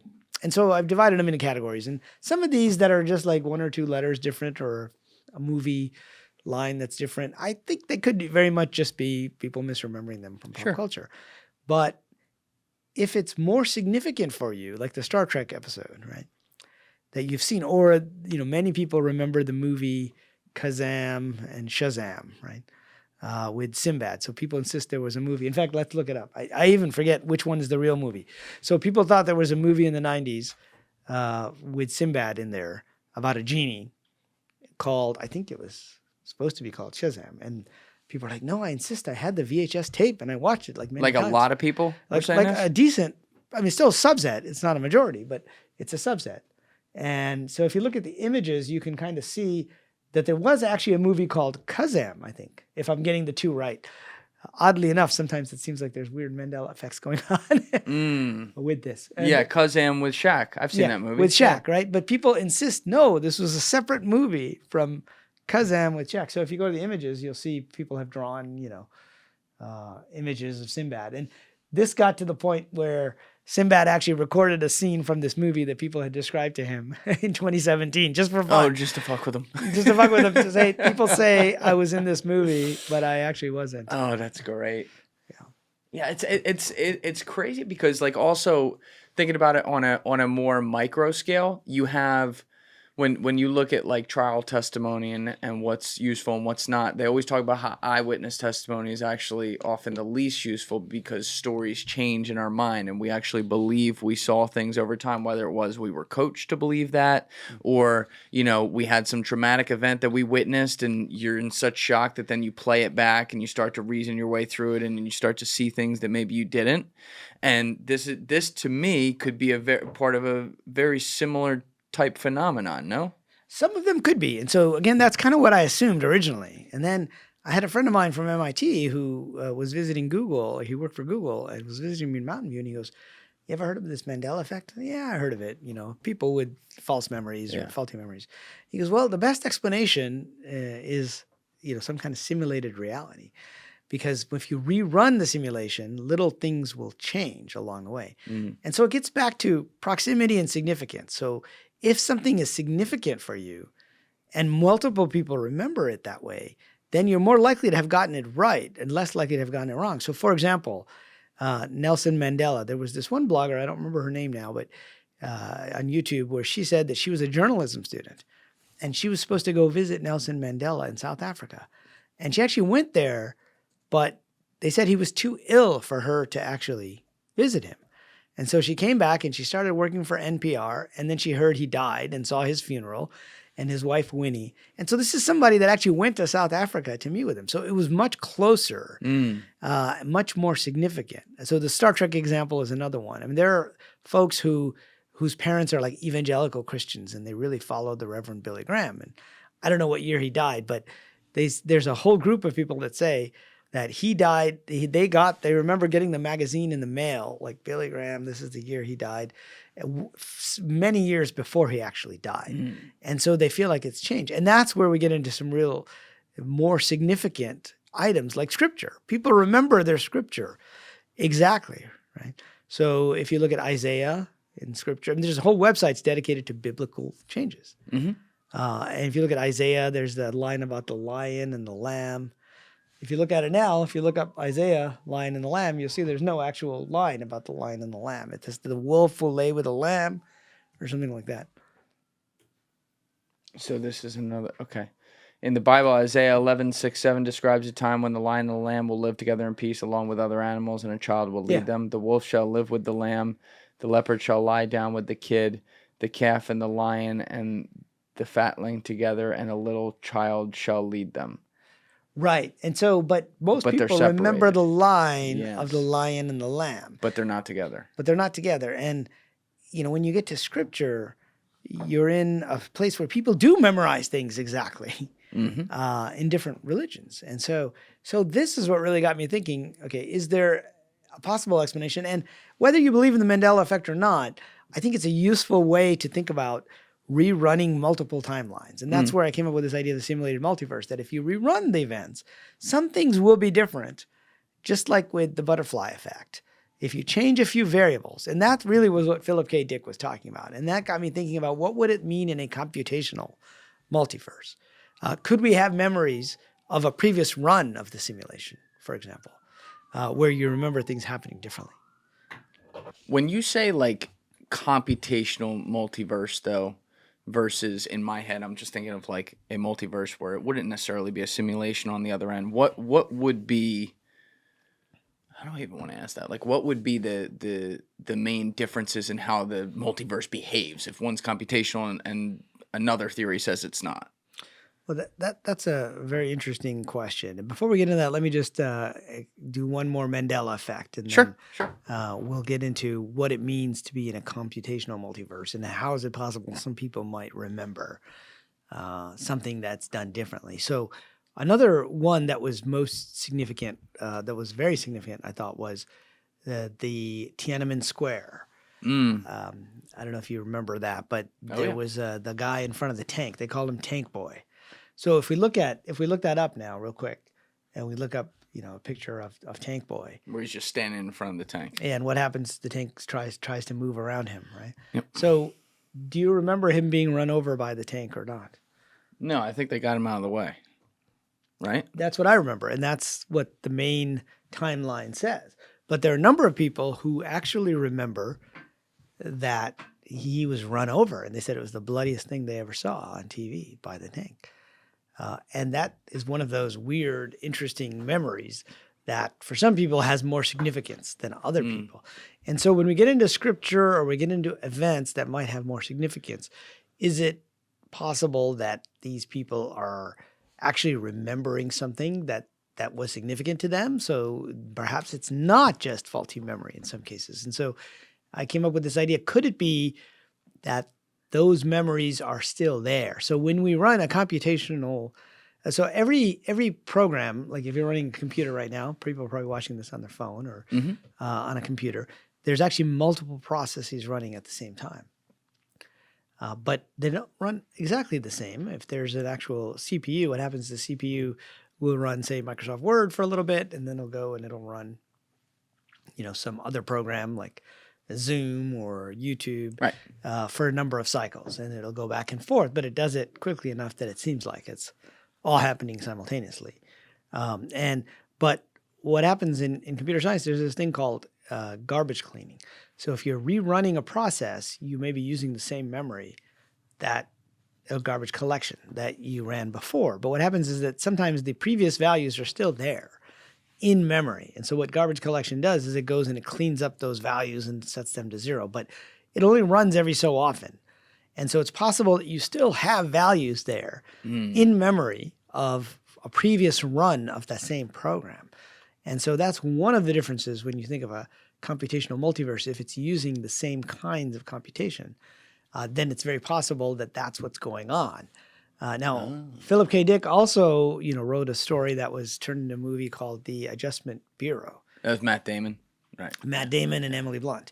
And that was based on a story called The Adjustment Team, in which case there's a guy, he goes to work, I think Fletcher was his name, and suddenly he sees that everything's frozen at work. And the adjustment team is like changing things. And then when they start up again, everyone just remembers things as they've been adjusted. They don't remember how it was before. Everyone in his office. But he remembers before because he wasn't part of the adjustment. He remembers exactly what the office looked like and how people were dressed and everything was different. And so, the movie's a little bit different from the book, but it's the basic idea. And so what happened was Tessa said that he went into the bathroom to turn on the light. And he was like trying to pull a chain. If you remember, there's the old chain lines. But instead, it was an actual switch. And he said, "This is weird. I've been here 100 times. I've done this, this is our apartment. I've done this many times." It wasn't a light switch. It was a chain, or maybe it's the other way around. It was a chain, not a light switch, or it was a switch, not a chain. And she said that's what gave him the idea to write that particular story is maybe what if somebody's actually adjusting things in the world around us. And then you were saying. Like stop and then rerun it. And so that's what the way I think of a computational multiverse. Now, there's a whole area of quantum computing. So just recently, Google announced a new quantum computing chip. I think it's called Willow, I think, for example. Yeah, it was a little scary, that press release. Yeah. And Shit could do a lot. Yeah, and in that press release, one of the folks at Google, I think, said, well, the reason we're able to do this particular computation so fast is because we're using the multiverse and we're actually computing in all these different multiverses. Now, the basic idea is that in a quantum computer, you can do things much more quickly than you would be able to do them using a standard computer. Certain problems that grow exponentially are very hard for computers to do. And, exponential growth is when a number grows based on the exponent growing, it just grows really fast. And probably the best story or example of a problem like that is the king from India and the sage and the chess game. And so what happens, the king loved to play chess, but nobody wanted to play with him anymore. And there was this sort of wise man, and he said, well, if you play chess with me, I'll give you anything you want if you win. And then the wise sage says, okay, how about this? If I win, you'll give me 1 grain of rice for the first chess square at the bottom of the board. And then in the next square, you'll put 2 grains of rice. And then 4 grains of rice, and then 8 and 16. So he's doubling it each time. So it's like 2 to the power of X. And the king is like, sure, why not? That's pretty simple. But it turns out that if you keep doing that, you get to a very large number. You get to 2 to the 64. And it was like more grains of rice than you could fit, like in all of India, for example. Yeah. So that's an example of a computational problem that grows exponentially. And so quantum computing, theoretically, the idea is that it can have qubits instead of regular bits. So regular bit has a value of 0 or 1, right? And like we talked about earlier, just the simplest unit of information, yes or no, 0 or 1. A qubit is a bit that is in superposition. So we go back to what we were talking about earlier, Schrodinger's cat. Yes. We said the cat was in superposition, meaning it was both alive and dead. So it occupied both states, a superset of the states. That's where that term comes from in mathematics, superposition. So the idea is if you have, let's say, 2 bits right next to each other, usually the possible number of values is 2 to the power of 2. It's just 4. Or 3, if you have 3 bits, the number of possible values is 2 to the power of 3, or 8, or 16 for 4 bits, right? So those are all now, it's pretty easy for a computer to look at 16 different possibilities and figure out which one works. That happens very quickly. But when you get to these large numbers, like 2 to the power of 64, or 2 to the power of 128 bits, or 512 bits. That takes thousands of years, basically, for the computer to explore every single one of those possibilities. Does that change if we get to quantum computing, though?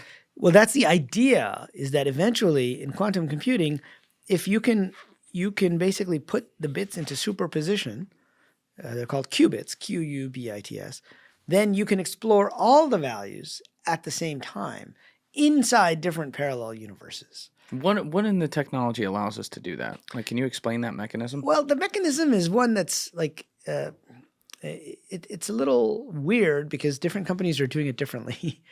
But the way they're doing it is that they're trying to put a particle or a molecule or some very small item, a photon, an electron. They're trying to put that into superposition. Because we know, that's what the double slit experiment was about. Yeah. It was about sending through electrons initially and then photons. And then later they believe that even larger molecules actually exist in a state of superposition as well with probability waves. So it's really weird. Like once you get into this, none of this stuff makes any sense from a common sense perspective. And so the basic idea of quantum computing is that theoretically you should be able to explore all the possible values. Now, theoretically is one thing. Doing it in practice is very hard. And so quantum computing is still like back at where we were in the 50s and 60s, right? It requires room-size computers. And one of the problems is that particles get entangled. And when they get entangled, they cohere and they decohere, which means they're errors that pop up. And so if you just try to put one little qubit into a 0 or 1 superposition, and then it comes back to a 1,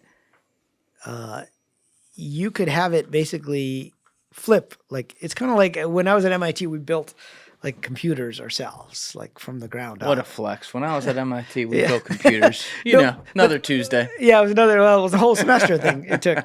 And it was like this big board, and we were like putting wires in things.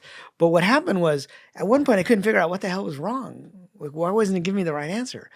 And it turns out there was just some physical problem where some wire got crossed and the value got changed. Yes. And so this happens over the internet. Like, if people are watching this over the internet, they've got the bits from the server on their computer. How did they know they got the right bits? Because it turns out physical wires are actually error prone. And because if you look at it, if you go way down to the bottom level, a 1 is represented as like 5 volts or 10 volts or some number of volts, and a 0 means like 0 to like 1 volt or something like that. So you've got these values, but they can get easily messed up in the physical world, and that's what happens with quantum computing. So there's a whole series of error codes, correction codes that get put into place. And there was a guy named Huffman, and then there was a guy named Claude Shannon, who's like the father of information theory, who was at Bell Labs at MIT back in the 50s and 40s. And they came up with all these different ideas for how do you minimize the number of errors. And the basic way you minimize errors is you duplicate some information. And you say, okay, here's a string of, let's say, 10 bits. And you just count the number of ones. Let's say there's 3 ones in there. And then you add the number 3 at the end of the transmission. So when you get it, you look at those 10 bits, but you look at the little thing at the end that says there should be 3 ones. And if there's more than 3 ones, you know something's wrong. Wrong, yeah. And if there's something less than 3 ones, you know there's something wrong. Right. So then you ask for the bits again. It means something went wrong. And so this has been the problem with qubits in quantum computers, is the physical way they implement the bits has made it very error prone. So you end up having to run like 1,000 times the same procedure to make sure it comes out correct. Because then if you actually run like a quantum computer, people can do this. The IBM, you can like actually go up and literally upload your quantum computing code and have it run, and it'll tell you I ran it 90. Can? Yeah, ran like 100 times, and 97 times this is the value I got, and 3 times this is the value I got. So therefore, the 97 is the correct value. The 3 were errors, basically. Isn't there, and this might be a little bit of a side point here, but it is fascinating to me because we're coming into this brave new world as we see it with technology. But isn't there some serious implications of if certain countries, whether it be us or someone else, got a quantum computer before anyone else, they could effectively take over the world silently without anyone knowing it, and they could set a set of standards such that other places couldn't get to the power of quantum computing that they have? Well, I think the worry is not so much that. The Okay. worry is more that it's not that there aren't quantum computers. The problem is that the number of qubits in those quantum computers is so small that it's hard to do anything useful with them. Okay. Like if you think of like the Apple II computer, and it was an 8-bit computer. So the microprocessor only dealt with 8 bits at a time. Mm-hmm. And so today's qubits, the reason this Google announcement, Willow, was I think it had 100 error-corrected qubits, which is the most that anyone has ever been able to achieve. Right? We should probably look that up. I don't remember the exact number, but it was in that range. Willow 100 qubits or whatever. Yeah, But yeah. If you just look at the Willow announcement, and the basic idea is that they were able to run one particular problem like significantly faster. Yes. Like exponentially faster. And then the problem is people think you can break encryption with a quantum computer. Once you have enough qubits, basically every secret that's out there has been transmitted more or less digitally. Yeah. Banking, Bitcoin, encryption. That's what I'm saying. The blockchain's etc. fucked The blockchain. with it. Well, it is eventually, but the way the blockchain protocol works, yeah. So let's see, how many qubits was it? Oh, we have it up on the screen. Yeah. 10 to 25. The fastest number of supercomputers, 10 septillion years. Well, that's how long it would take to solve this particular. Now, this problem is not a useful problem. This is just like some problem they made up that they can show that a quantum computer runs so much faster than a regular computer. So it would literally have taken like 10 septillion years for a supercomputer to solve that problem that they solved. Yeah, I just keep seeing that number in here. I don't see the qubits, but the You point might see it somewhere else. Yeah. the point's taken. Yeah. Wait, what's that chart? What's Years? that chart? That's No, years. it's years That's as more well. years. But so the problem has been like to get 100 error-corrected qubits, you need something like 1,000 actual qubits or something. 1 under 5 qubits. 105. Okay. There it is. Okay. So that's the actual number that they were Right. able to. So it was significant because before you had like 4 qubits, Right. 8 qubits. Now if it gets to 512, 1028, which is not that far away, you could theoretically start to break some of the encryption that's out there. But well before Bitcoin broke, you would end up, you could just go to any banking site, right? You could basically break any encrypted message that's ever been sent. How do you defend against this ahead of time? Well, what happens is you change the encryption algorithm. And there are certain algorithms that are more quantum safe than others. And so, what I wrote an article back in 2017 that got, it kind of went viral at the time. This was during the last Bitcoin boom. And I titled it, How I Cornered the Market for Bitcoin Mining Using Quantum Computer. And it was just a theoretical article. It wasn't an actual. You blue balls to everyone. Okay. But I discussed how the Bitcoin mining algorithm works. What happens is you get like the transactions and you put them in a block and you create a block header. And then you have to come up with this random 4 bytes. And that is the hard part of the problem. So the way Bitcoin and mining you didn't works. figure that out. No, I didn't figure it out fully. You can tell me. You can tell me. No one's listening. Yeah, that's right. No one's listening. I laid out a framework for how you might think about solving that kind of a problem where you have some regular bits and some qubits. Now, there are certain algorithms that they think are more quantum safe than others. And one of the algorithms used in Bitcoin mining, some of them say, well, you need 1 million qubits to do it. But turns out that's not true because you need 1 million if they were unerror corrected. But if they're corrected, you need a much smaller number than that. And when I say algorithm, there are these guys who have figured out these algorithms for how to use a quantum computer to do X, Y, or Z. And so eventually what can happen, though, with the Bitcoin protocol is they can change that encryption algorithm to make it harder. Like they've already done this several times. If you go back to the 90s, all the encryption was using like a particular algorithm. I forget what it was. This is way pre-Bitcoin, obviously. Yeah, this is pre-Bitcoin. But then later they started using one with more bits.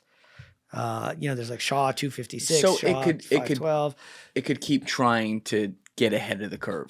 Yeah, and there are algorithms that are quantum safe. So, but the problem is then you would need to, I'm actually a big fan of Bitcoin, so I'm not at all predicting that. I own Bitcoin too. that this would be a problem. I was actually involved in helping create some tokens out there, including one called Theta, which is, I think, in the top 50 or so back in 2017, 2018. Wow. When we're doing it, it's sort of a distributed network that lets you process AI and videos and other things out there. Did you do the Hawk Tuah coin too, or No, that wasn't you? That wasn't me, and I didn't invest in it. Okay, good.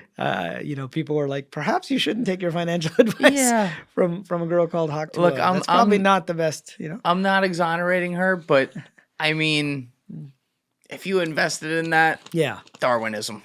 Yeah, I mean, what you need to do is figure out, is there a utility, for specific coins versus other coins? And if it's just a meme, I mean, that's basically a meme coin. It's a meme coin.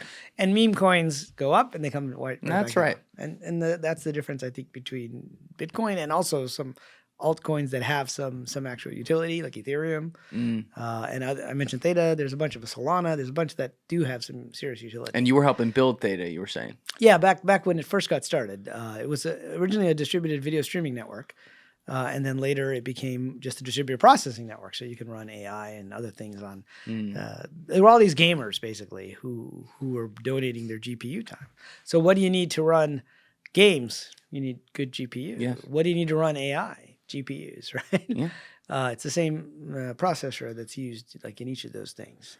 Where does, I had mentioned this earlier, but a book that really just blew my mind and changed how I looked at things was Superintelligence by Bostrom, where effectively that was one of the hardest books I ever read, in the sense that it wasn't enjoyable and it wasn't meant to be enjoyable. It was like, he's a genius. I'd love to talk with that guy sometime, but he essentially laid out every possible that he could conceive of extrapolation of, let's say, like the decision trees of the directions that AI could go effectively. Yep. And obviously he worked in some other concepts as well, but like, where does AI marry into like the multiverse? Or are these two separate things that happen to exist on a similar playing field, or are they tied to the same person or entity holding the strings up here?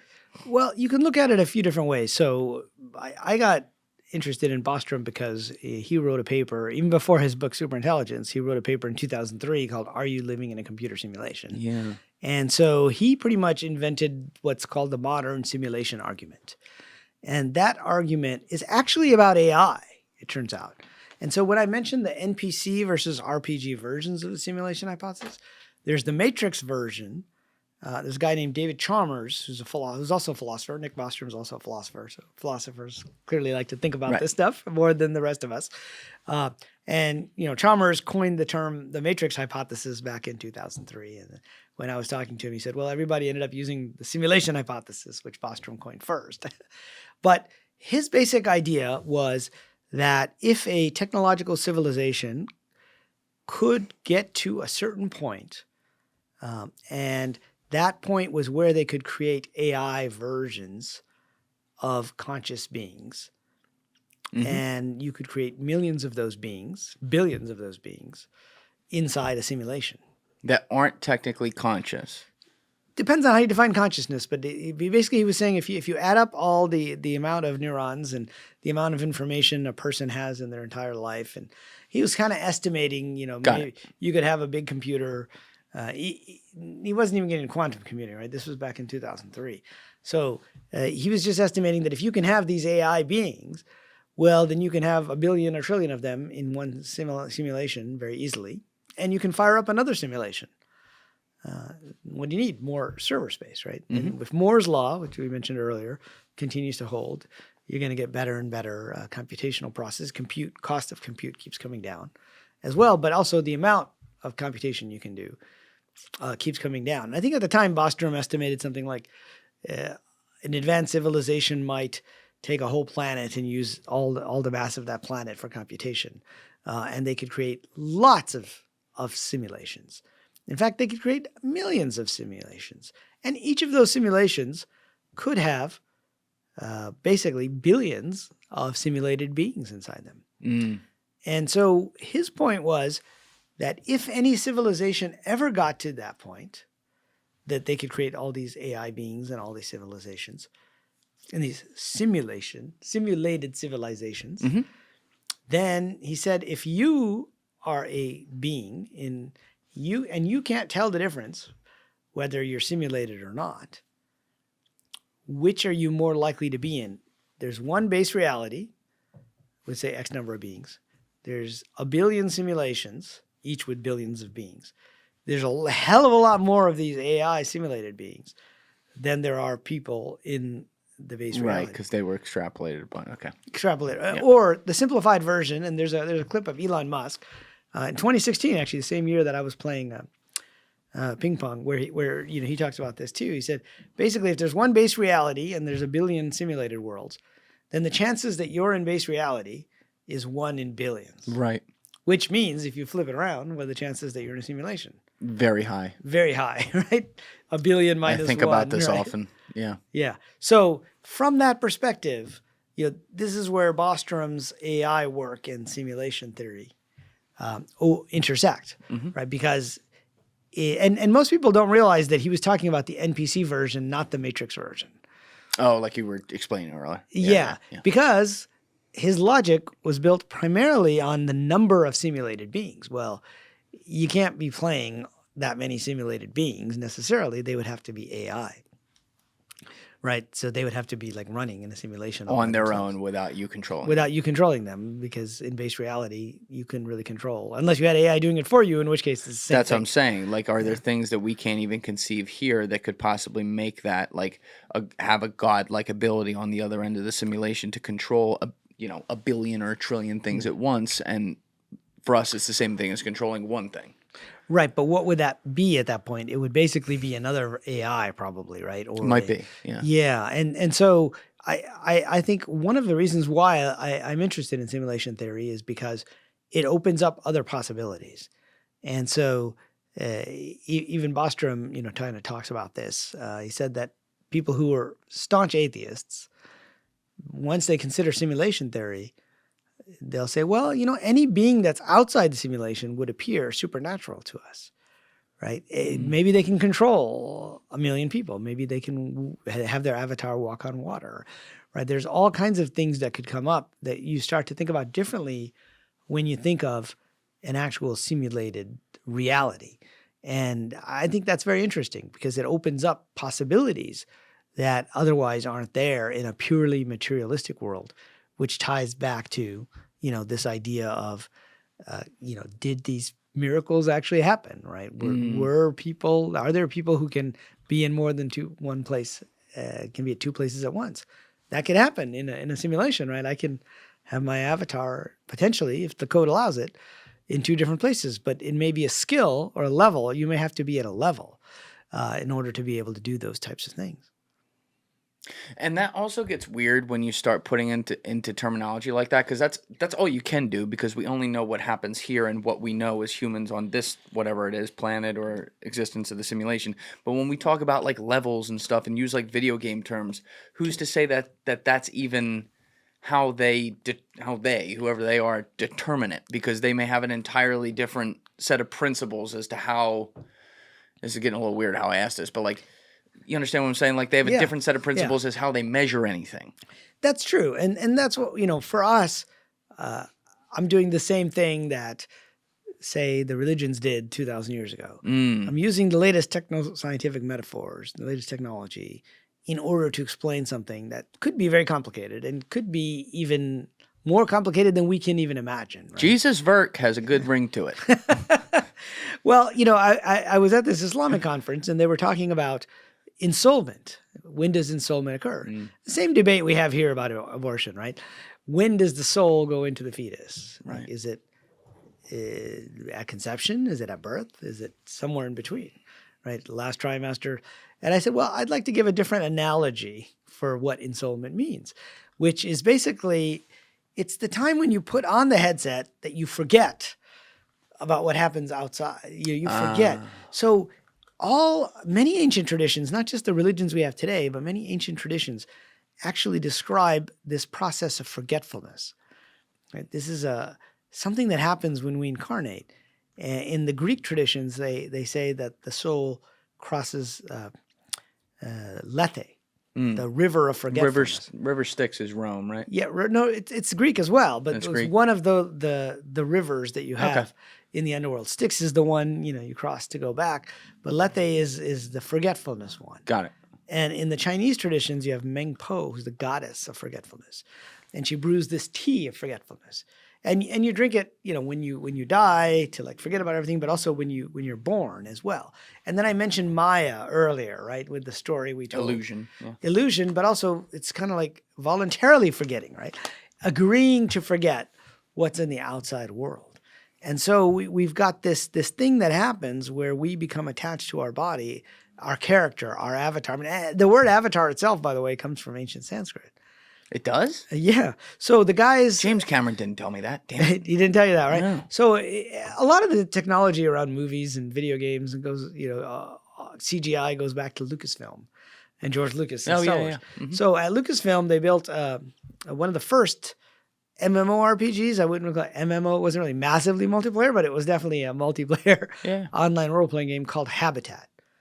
And this was back in like the 80s that they came out with this. And you had these 2D characters on the screen, and that was they were trying to come up with a word to represent that, to say that this character on the screen represents me, the player. And so what they said, well, the guys who were in charge of building Habitat, afterwards, they said this. They said, well, it felt like, by the way, they were using Commodore 64s and they were using dial-up lines. So it's pretty amazing. They actually got like a full graphic. It wasn't sophisticated graphics. We could even look at the graphics of Habitat. Like if we bring it up, it's just these 2D graphics. Type in like Habitat. Yeah, Habitat, video game or Lucasfilm. Yeah, okay. You'll see it. Yeah, it's amazing. Like when you look at graphics now, even from like 07 to today on like NBA 2K or something. Right. And where they're at. Oh my God. Yeah, they're pretty different. But all the way back there. So now we're going back to, the late 1980s. Do you want the second one right there? Yeah, the second one would show you like the graphics. Okay. So, Can we blow that up, Alessi? What's up? Can we blow that up by any chance? I mean, for the 1980s, that's not the worst thing I've ever seen. Yeah, it's actually pretty good. I mean, those are pretty... That looks better. Honestly, that looks better than some of the Game Boy Color we were using in like 05 or whatever. Yeah, I mean, it was, in many ways, it was ahead of its time. It didn't quite have the 3D perspective, but they said it felt like it was they were a person who's a big person, like, let's say our human size, where they were squeezing themselves into the phone line, and then they were squeezing themselves into this little 2D character on the screen. And they were looking for a term for that. And in Sanskrit, avatar means a divine entity that's very big. Let's say an infinite divine entity that squeezes itself into a human body. So it's like an incarnation of a divine entity. And so they used that term, to be the term. And then Neil Stephenson came out with a cyberpunk novel called Snow Crash in 1992. And he used the term avatar in there for his definition of the metaverse, which was your character. And that basically popularized it. And so now we all, within the entire video game industry, that term is pretty common. Very, very widely used. Yeah. Even after, like, obviously the movies blew up and everything, but that's something like when Michio Kaku was in here and was talking about, like, if there were half biological entities that existed on Earth, it could be an avatar of so. And now it gets weird because you're like, so it's half real but half not, but they're still using that term. Right.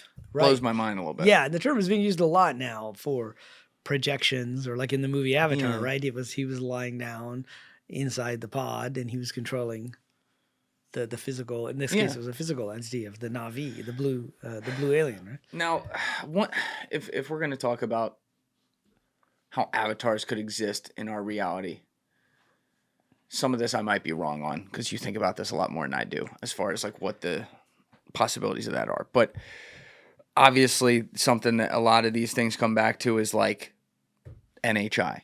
Things that are not from this planet that could potentially visit here or are here or whatever you want to say. And one of my favorite things, I don't know if I should say favorite, but like one of my things, like mindfuck things to think about is if you go through the UFO phenomenon and assume that some of these things did happen. There's people who definitely claim stuff and that's not real. But across, let's even just look at the 20th century and some of the claims, be it 94 in Zimbabwe, the late 40s and early 50s on nuclear bases, stuff like that. If some of these things are real, the question becomes, how could a species so advanced that has obviously been able to tame time and space reality beyond what we know, who in that scenario, I would assume at a minimum would have invisibility capabilities and stuff like that to not be seen, or an ability to, wipe your memory instantly if they decided they were seen by you. Why then would they allow themselves potentially to be seen? And part of it to me is that is a part of their, like, they are simulating. I've always used this word. They are potentially simulating a data set of, okay, we show craft in this town and 10 people see it. That's a data set for us. We want to see, this is an impetus. How do they respond to that impetus? And how does that butterfly effect affect the rest of humanity based on how these stories are told and how it's extrapolated over time? Do you think something like that is possible, number one? And B, could that play into your theory in some capacity, simulation theory? Yeah, so there is an overlap between the UFO phenomenon and simulation theory. And that's, I think it gets into this area that you're talking about here. I mean, there's different theories of NHI, right? Are they extraterrestrial? Are they time travelers? Are they cryptoterrestrials? Are they a species that's been on Earth for a long time and they're not really extraterrestrial at all? But where the overlap between simulation theory and the UFO phenomenon comes is in this idea of being able to project into physical reality. And so, as I started to think about the UFO phenomenon, I met Jacques Vallée. Legend. Yeah, who, was one of the first to come up, along with a few others, but to talk about this idea that maybe they're not extraterrestrial after all. And he called it they're messengers of deception. Maybe they're deceiving us in some way and making it look as if they're extraterrestrials, right? Or maybe they've been here all along. Perhaps it's if you go back to the stories of the Fae in the British Islands, or you go through some of the mythological creatures in France, or the jinn, which I've spent more time looking into. It's quite interesting. But coming back to this idea of the overlap in simulation, he told me about a couple cases that really got me thinking.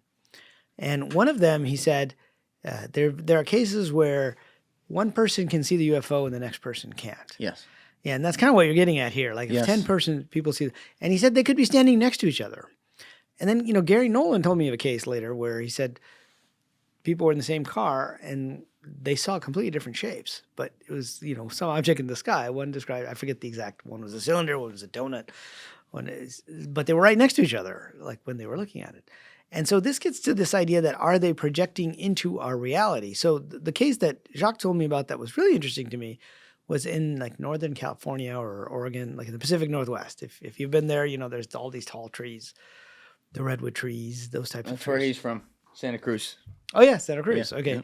Yeah. And so he said he went to investigate this case where the witnesses claimed that a UFO had landed in this kind of clearing in the woods. And they also said that it had come down at a 45-degree angle. And so I guess MUFON and other people were investigating it, and Jacques was there. And Jacques likes to spend some time with the witnesses, usually over multiple days, if possible, and get to know them a little bit. As any good alien overlord should. Right. Just kidding. But so, he after the other investigators has left, he goes, there's one thing I don't quite understand about, what you've said, is that you said it came down at a 45-degree angle. Would have had to go through stuff. It would have had to go through the trees, the redwood trees in this case, yeah. And yet you said it was a physical thing that landed here. And so I started to think about it, and they said to him, yes, that's true.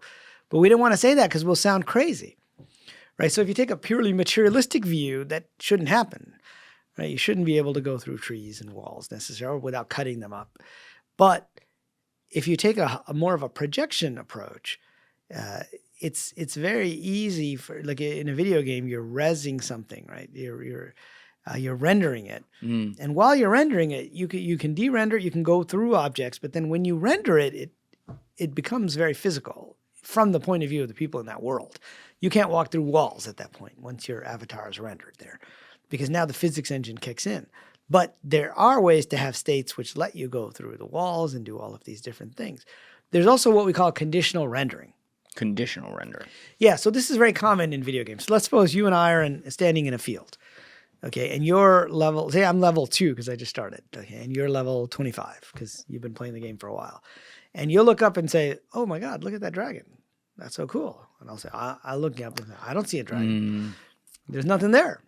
Because perhaps you acquired that the ability, the spell to perceive, magical beings, let's say. And my character doesn't have that yet.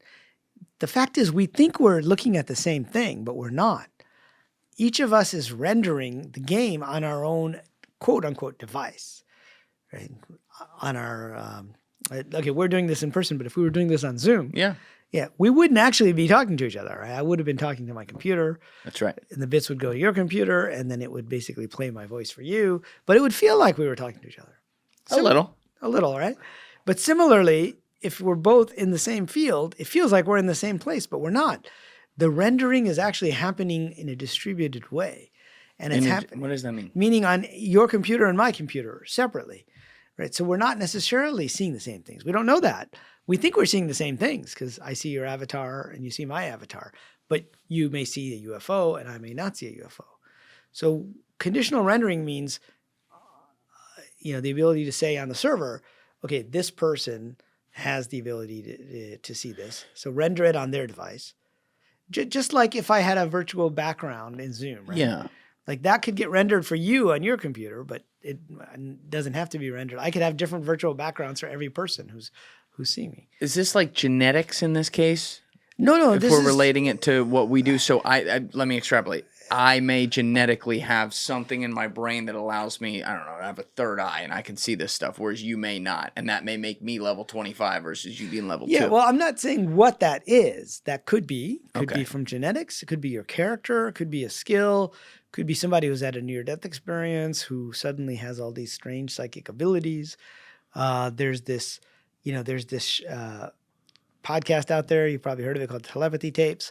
I have heard of that. The work with these autistics, non-verbal autistics who can't talk, but they can point to letters and how they're all actually telepathic with each other. They're telepathic. Yeah, they are. It's like an open secret in this community, according to this podcast. I actually met the researcher a few years ago. Diane Powell was the researcher, and then another person put together the podcast. But she organized a conference on Savant and the simulation hypothesis because that was the best explanation that she could have. Why did she have that explanation for it? And she was saying if they are, the reason they're nonverbal is they don't have fine motor skills, but they can still point to letters and start communicating. That's kind of what happened.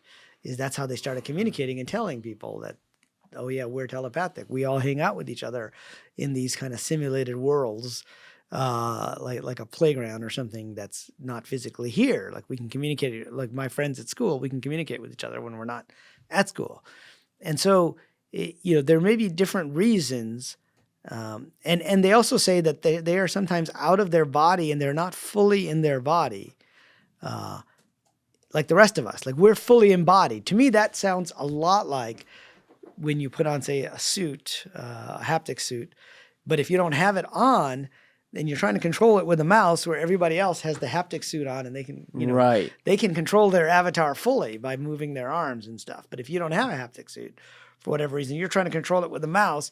You're stuck internal, essentially. You're stuck, yeah. But you can still see what's going on. Yeah, and you can absolutely. still send messages to people. You can do all these things that might be perceived as being, supernatural in a way. And so that's where I think each of us may be rendering this world. We think we're in the same world, but we're not necessarily. We're rendering it on our quote-unquote devices. And in computer science, you can easily send different data to different people from the server. I mean, that's what personalization is, right? But if you and I fist bump right now, right? Yeah. So you feel that? Yeah. You felt that? I just felt that. Yeah. So you're saying that in that nano, micro, milli, whatever second, it could have been like we are in our haptic suits and we were able to feel that in this, believe we feel that in this reality, but we're technically not in the same place. It's a computer. Yeah, that technically, these are our avatars. And we are getting so I tend to lean more towards the RPG version of the simulation hypothesis. Rather than NPC. Yeah, I'm not saying that there aren't NPCs. I'm saying what happens is we go into NPC mode. And we started talking about this earlier, but we didn't finish it, where basically an NPC is relying on its programming. And so I think when we go into NPC mode, it's kind of like The Sims, if you've ever played The Sims. You can watch your sim doing things, right? Yeah. It's got some level of AI or some level of code control. But I feel like or with 13th Floor, where your avatar is doing things based on only things it has learned within that lifetime, right? So, your you're Julian in this lifetime. There are certain things you've learned that I haven't learned, right? But it could be that the player outside knows a lot more than that. And so I like to say NPC mode is when we are disconnected from our player. We're just operating off of the conditioning. And if you've ever been like in Hollywood or in Silicon Valley or in New York in the finance district, you see all these people start to think alike. Right? Yes. They're all like, it's sort of like NPCs in a way. Everyone starts to have the same goals. Like part of the reason I left Silicon Valley was it was just all about money, money, money. That's right. They have an incentivization structure to have that same goal and idea. Yeah. And who raised $20 million in their Series A versus who raised $1 million. And I just got tired of like this same thinking in this game, and I wanted to step back from it. So I ended up re-entering academia and working on my books and saying, okay, enough of that. I've done well in that space, but it's almost like you get programmed within that context. And so I think NPC mode is when you're relying on the programming from your environment, your genetics, and your particular life. But when you're not in NPC mode is when you feel more connected to a larger purpose. You kind of remember why you're here, and you realize there are perhaps things that you were meant to do while you were here. Why did you become a podcaster? Right? Life kind of pushed me in that direction. It was something people would I'm not going to tell the whole story and bore people right now, but it was something people would bother me to do for a long time. I was at a crossroads in my career, and then I had a little side hobby of, well, if I did a podcast, I'd do it right, so let me learn how to do it with the whole studio and everything, and I was getting all that, and then the pandemic hit. And it was like everything kind of lined up. All my job opportunities dried up in a day because I was trying to switch industries at the time. And like, it was like my calling. I don't know. Yeah, exactly. It was your calling. So I believe we have a general storyline, and sometimes we have things that happen in our lives that push us in certain directions, and they can cause a course correction, right? And what you said is not that uncommon, where people say, well, this dried up, right? Yeah. And I felt like this was the right thing for me to do. And I had wanted to be a writer, since I was in high school. Like if you had asked me, I would have said, I'm going to be a computer entrepreneur, and then I'm going to be a writer. And that was kind of, how did I know that? And that's kind of what I've done. But it was almost like a storyline, if you will, for a character that may have already been pre-selected. But then we get so caught up with what we're doing here that we forget about that. We forget about the bigger storyline. But isn't that based on your experiences and your environment and the way you interact with that, in this case, growing up? And if so, are you also saying that that was predetermined such that you would be that person who interacts with that environment in that way to be able to get these thoughts that you were going to be like a writer or all these things? Well, I view it more like the player and the avatar. So the avatar is in the environment, but like none of my siblings became writers. We had the exact same, we grew up in the exact same space, right? And more or less did a lot of the same things and had very similar experiences. Up to certainly through high school, right? When we went off. But there's not one outlet you can have for the same environment. There's multiple. Let's just say, what's the difference between different people? Like, why does? Look at the term you use. You said it's a calling. Okay. Mm-hmm. So what does that mean? It's almost like something is calling you to be. I think my life kind of lined up that way. I never even thought about this, but like one of my buddies who always bothered me to do this talked about like, when I was in middle school and our English teacher had me do speech competitions, and I used to win those. I never thought about them again, right? But when you look at that and kind of that skill I built doing that, and now you fast forward to now, it translates. But it's not like that English teacher came to me and asked me to do that. I wasn't like, ooh, I want to go do this. And then I did it. I was pretty good at it. And then it happened to line up with what I do now. But it didn't feel like I hadn't thought about that before I went to do this. You know what I mean? Yeah. Well, and sometimes, so there's this theory within quantum mechanics. So you can take a more spiritual view of these kinds of things. Ooh, let's do it. Or you can take a more scientific view of these Let's do both. And there's a physicist named Fred Alan Wolf, who was part of this group at Berkeley in the 70s that was doing all these, like Fritjof Capra, who wrote the Tao of Physics. There was this whole group that was like trying to wrestle with the big questions of what does quantum mechanics mean? When most of the physicists said, okay, we're not going to worry about what it means. We're just going to do the calculations. Right? It was a period where people stopped thinking the big picture. You might say that's still true of physicists today. They're not thinking about the big picture. They're just trying to figure out, specific theories and things. But basically, one of the ideas that he writes about is perhaps there are multiple possible futures, and the futures are sending back messages to us, to the present. And so when we talk about these different possibilities, it's perhaps they have already occurred. So time may not exist in the way that we think it is. We think it does. And that information is coming. So perhaps there was a future you, this one, that's doing a podcast, or in my case, a future me that has become a writer, that was sending back messages and having you notice the clues. And so one theory of how does the probability wave collapse is it depends on what you decide to observe consciously. And consciousness is playing some role in which of those futures you end up going towards. Now, normally we think of, present to future, cause and effect. What we did yesterday causes today.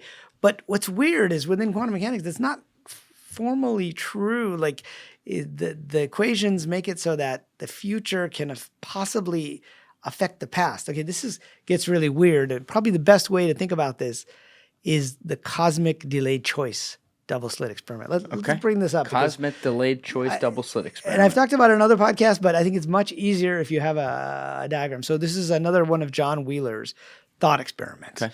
And basically what he's saying is, so if you look for a cosmic delayed choice experiment, see if you can find with like a galaxy. Yeah, do you see the one in the middle there with a galaxy, or the one at the top? Right above. Yeah, actually that one's fine. That one's fine. Yeah. Let's zoom in on that one. Perfect. Okay, so what this is saying is, let's suppose there's a distant quasar. Quasar? Quasar is like this object. We don't really know what it is. We call it a quasar because it's like emits so much light. But let's say there's a very distant object. Like, I don't know if it says how far away it is, but let's say it's 1 billion light years away from us. Like very, very distant object. And it's sending light to the Earth. So how long is it going to take to reach us?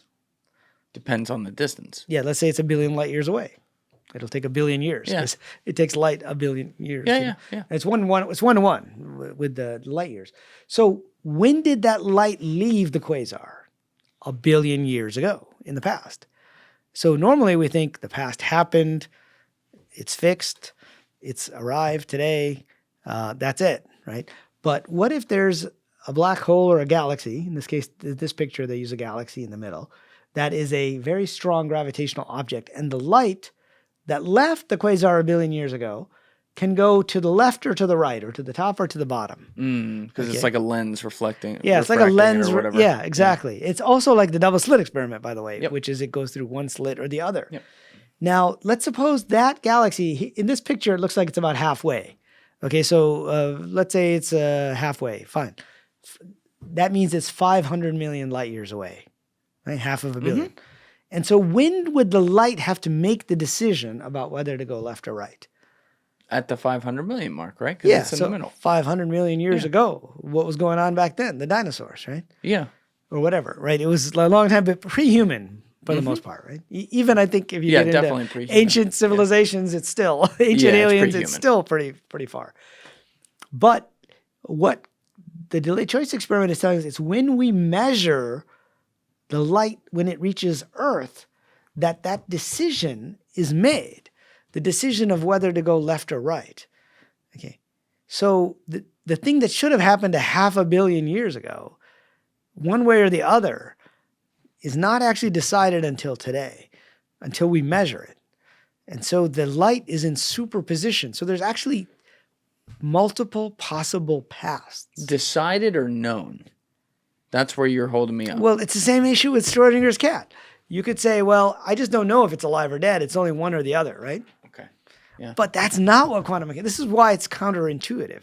I mean, Richard Feynman, Nobel Prize winning physicist, says nobody understands quantum mechanics because common sense tells us it's one. Yeah. And we just don't know which one yet because we haven't measured it. But quantum mechanics is telling us, no, it's living in a state of superposition, which means that there are multiple possible paths. And what happens is when we make the choice, when we observe or measure, is what the physicists will say, but more commonly it's called the observer effect. But the observer effect also applies to time. So it's not just deciding whether the cat moves from a superposition to alive or dead. It's what did the cat do before it went in the box? Yeah. Did it come from the kitchen or did it come from the back door? Right. It's deductive reasoning all the way back. All the way back, but it opens up this weird possibility that time is not what we think it is. That we are in fact choosing the past. And We're choosing it? well, meaning when we measure it, we're picking one of these pasts, right? When it gets measured. Until then, it's in a state of both. It's like in a state of superposition. And we're picking it, When we observe it, or when meaning we measure can it. say it went left or right. Yeah. Definitively. Okay. Definitively. Yes. But it's a little more subtle than that. It's actually saying it was, until that moment, it hadn't gone either left or right. Okay. The cat wasn't alive or dead. It's not like it was alive and you looked and you said, okay, yep, it's alive. Meaning it didn't do it 500 million years ago. We only say that afterwards. We only knew that it happened We're now. picking that past.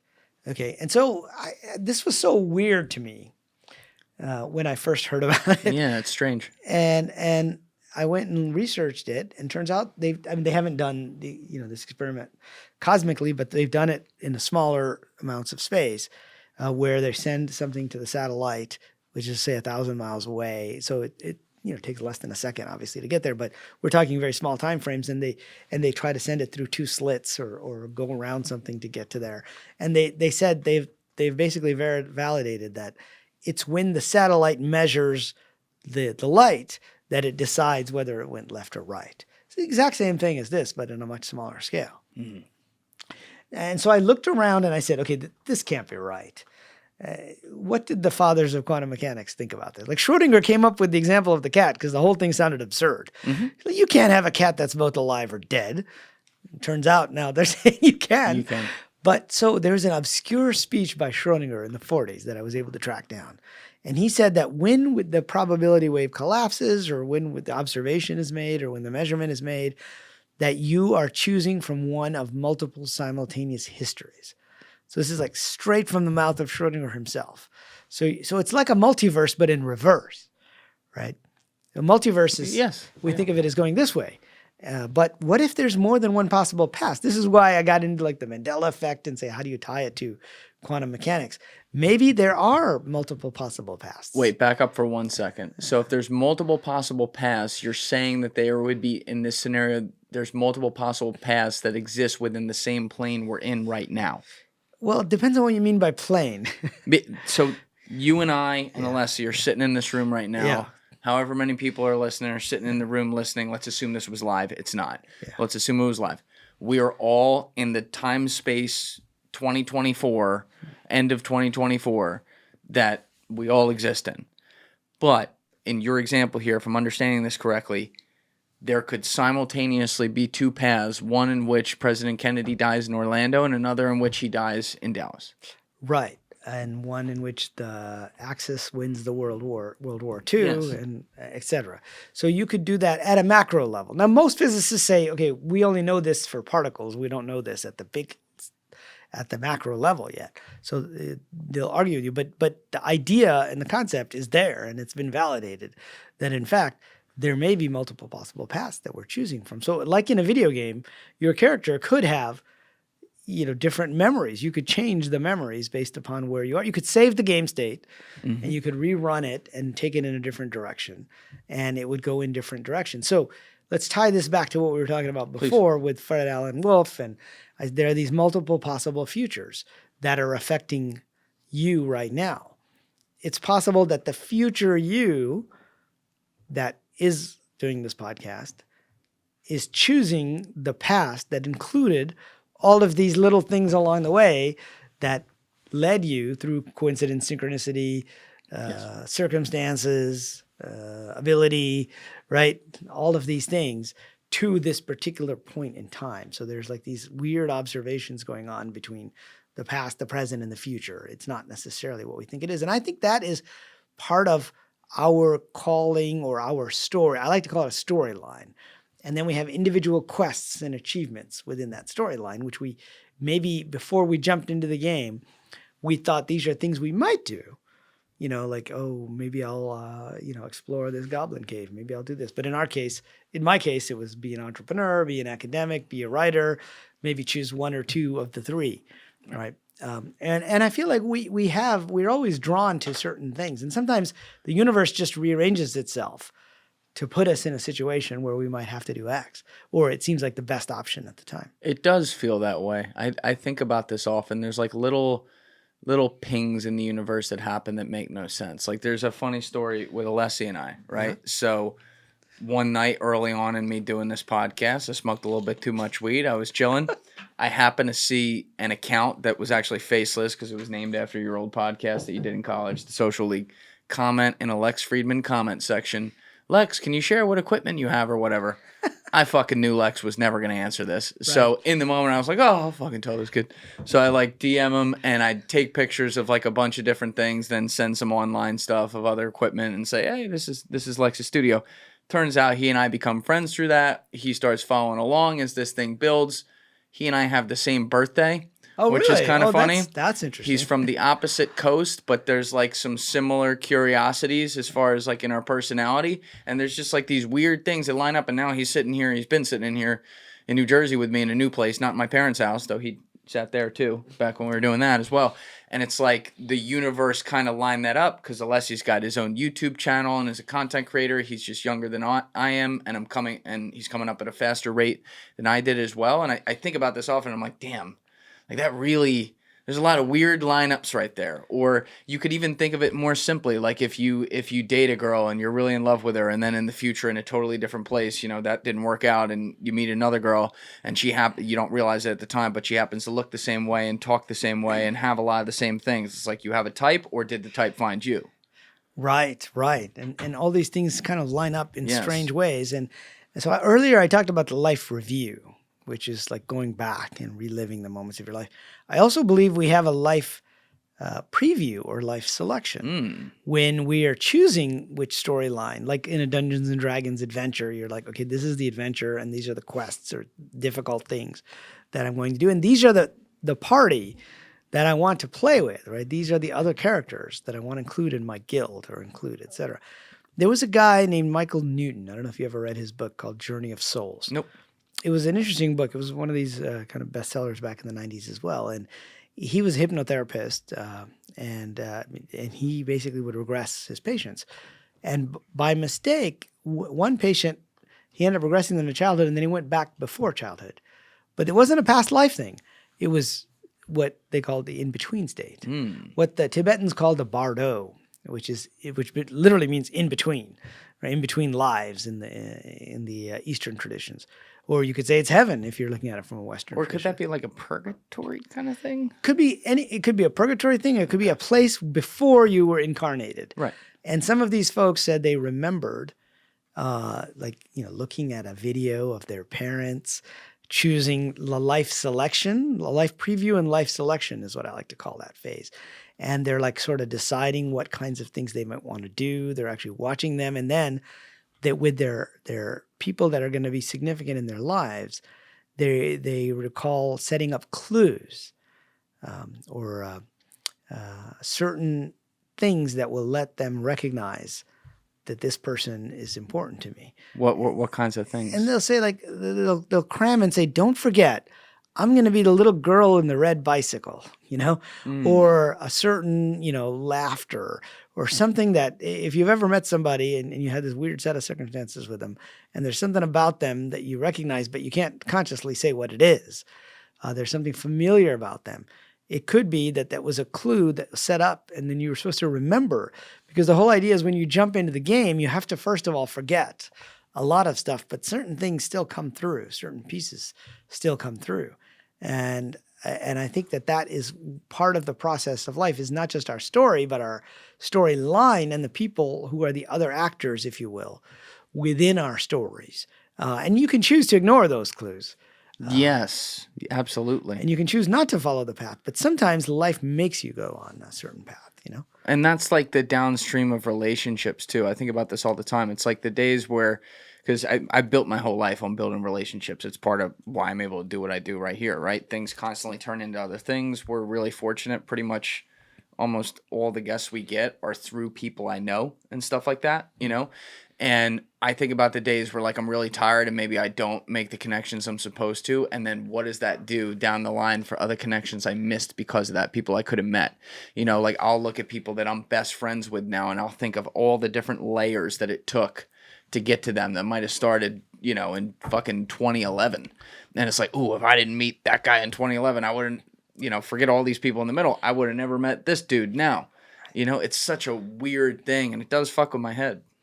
Yeah, and it's like it's almost like a pattern over time. Yes. If you think of it, right? Because there could have been different possibilities that you followed, and I call this the multiverse graph, in that it's like different paths that you could have followed through all the possibilities of your life, or through all the possibilities of the physical world. If you draw a line through them, if you think of all these different places you could be, how are we choosing that? And I think that there's this weird element. You know, whether you call it, so in the Eastern traditions, they have karma, which basically I like to interpret as a series of tasks or achievements or quests that you might want to deal with, or you may want to, you know, have a certain kind of relationship. And so in my book, The Simulation Hypothesis, which actually isn't for sale at the moment because there's a second edition coming out. So we had to pull, Penguin Random House is coming out with a second edition. So You're currently going to have to buy that one. You literally can't buy the book today new. Maybe you can buy it used somewhere. I think the audiobook is still up for a few more weeks, but by the time this airs, I'm sure. Yeah, we're going to air this in like 3 weeks, I think. So. Yeah, but the new book is up for pre-order. It's the second edition. Got it. Anything that is for sale, we'll have in the description link below for you. Absolutely, yeah. But the basic idea of the second book was that there are all these different possibilities and we set them up for ourselves, but you can see a pattern over time. This links to this, links to this. And sometimes they're just inexplicable synchronicities or clues that we have that cause us to go a certain way. So, for example, I'll tell you a story of this young man, Steve, who was in college in Oregon, and he decided to quit all his classes, and he's walking around and he doesn't know what he wants to do with his life. And he sees a flyer for a calligraphy class. And he says, okay, I'll take the calligraphy class. And he gets to know all about fonts and, you know, the serifs and sans serif. Steve Jobs. Steve Jobs, right? And so when he was making the Macintosh in 1984, which was, 15 probably years later, if he hadn't taken that class, like the first GUI, as we think of it, at least the first popular GUI, which is a Macintosh, would not have had fonts upon release. I mean, he insisted almost unreasonably, if you think of all the shit they had to do to actually build that computer. He was a Nazi about fonts, man. He was. But it went back to that experience. Yes. Right? If he hadn't taken that class and if he hadn't dropped his other classes, like there's this whole cascade of things. And if he hadn't done mushrooms in the desert, all these, yeah, absolutely. No, Right. seriously. Like Yeah. there are a lot of things. You look at anyone great. I love that you just gave that example. But you look at anyone great, there are so many things that had to not only happen to them, but they're like, I imagine like these doors that open and they have to have the curiosity to walk through. Yes, absolutely. And I think that's a great way to think about it, is that we have these different doorways. By the way, his favorite book was Autobiography of a Yogi. Yes. And it was the only book he had on his iPad when his biographer, Walter Isaacson, visited him back in 2011. And then after he died, at his memorial service at Stanford, they gave out a little brown box to everybody. And turns out what was in that book, in that brown box, was Autobiography of a Yogi. It was copies. Full circle right there. It came full circle. And he went to India trying to look for some yogi that could perform miracles and do all that. He went to find this guy that Ram Dass went and saw. Do you know who Ram Dass was? He was like a Harvard professor who was giving LSD to some kids, and then they got kicked out of Harvard. And he went to India and wrote a book called Be Here Now back in the 70s. So this is like, so he's part of MK Ultra. No, he wasn't necessarily sure? part of MK Ultra sure? As far as I know. Okay. But at one point he went and met this guru, and they had LSD pills, and the guru was like, okay, give me all those pills. And I'm like, wait, All of them? yeah, all of them. And he was like, wait, this guy's crazy. We're not going to do this. He goes, no, give them to me. No problem. And they're like, okay, what's going to happen? So the guru sits there and takes all these pills. And Richard Alpert, who became Ram Dass, he's looking at him, and they're all like, this guy's going to freak out. And suddenly the guy started going, ah. And then he starts laughing. He goes, "Kuch nahi hoya," which means nothing happened. And that's how he ended up converting to be a yogi himself. Was he saw this effect that the mind altering substance didn't have on a guy who was more advanced. So Steve Jobs went to India looking for this guy, but he had already passed on, the Neem Karoli Baba.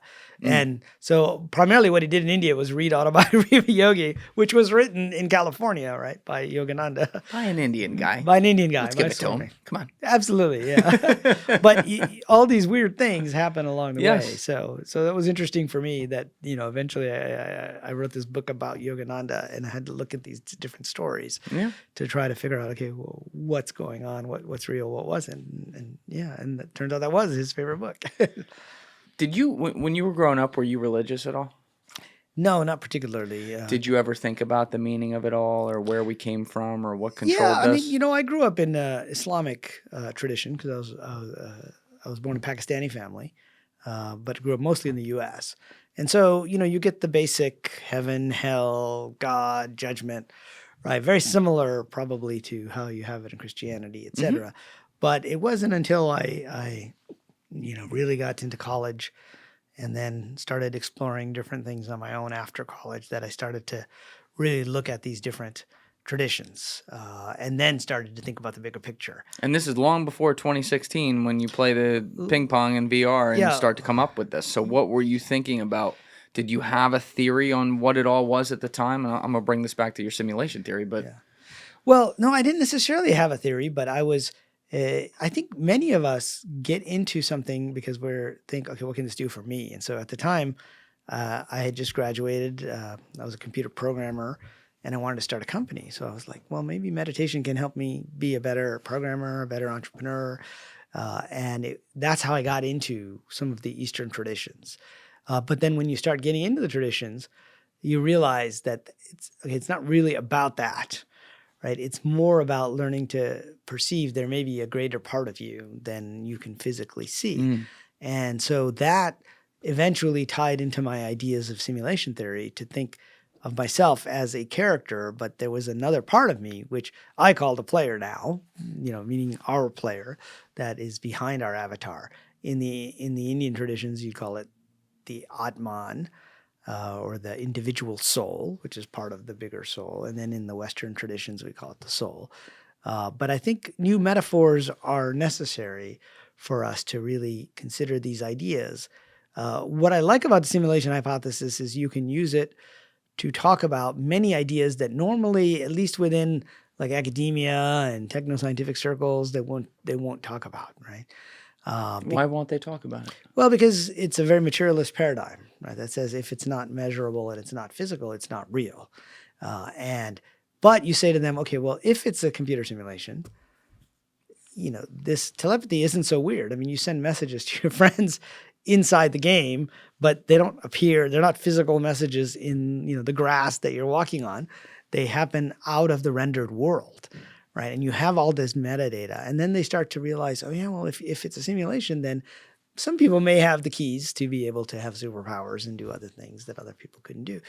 And I can talk about it with scientists. I mean, they don't all agree, but I can talk about it with them. And at the same time, you can talk about it with religious people, right? Religious fundamentalists. I mean, I was on a show in the Bible Belt a few years ago, and one guy called in and he had a thick Southern accent. And he goes, come on, Jesus didn't say that this is all some damn video game, Yeah. But then when I explained the idea of the soul, the body, the avatar, and the player, then he was like, okay, I can kind of see where you're going with that. So you can talk about it with religious fundamentalists. You can talk about it with Buddhist monks. You can talk about it with... Because you're saying both can exist at the same time. And correct me if I'm wrong here, but you were saying earlier a lot of these religious figures, be it Jesus, Muhammad, Buddha, it's like they could look into whatever the other side is, and the other side is a part of potentially your simulation theory, and therefore they are divinely inspired because they're inspired by something that is not of this earth, and maybe they reflect that in a way to teach people how to be better here within this simulation. Yeah, exactly. I think that's exactly where I've ended up, right? It wasn't necessarily where I started on the simulation theory. Sure. I started more with the technology. But in the end, when you think about what does this mean? Because some people say, okay, well, if it's a simulation, then why don't I just kill everybody? Like, what is it? Like the Grand Theft Auto, right? Yep. And I say, well, that's like saying if the religions are saying the world isn't real, it's okay to kill everyone. Well, no, they don't say that. Right? They say, look at how you treat other people. That actually matters. But do the religions even consider in their text that the world isn't real? Yeah, they all have terminology that basically says that the world is either a maya or an illusion. In the Quran, they say it is a enjoyable delusion that we have set up for you. It is a sport. It is a pastime. It is a game.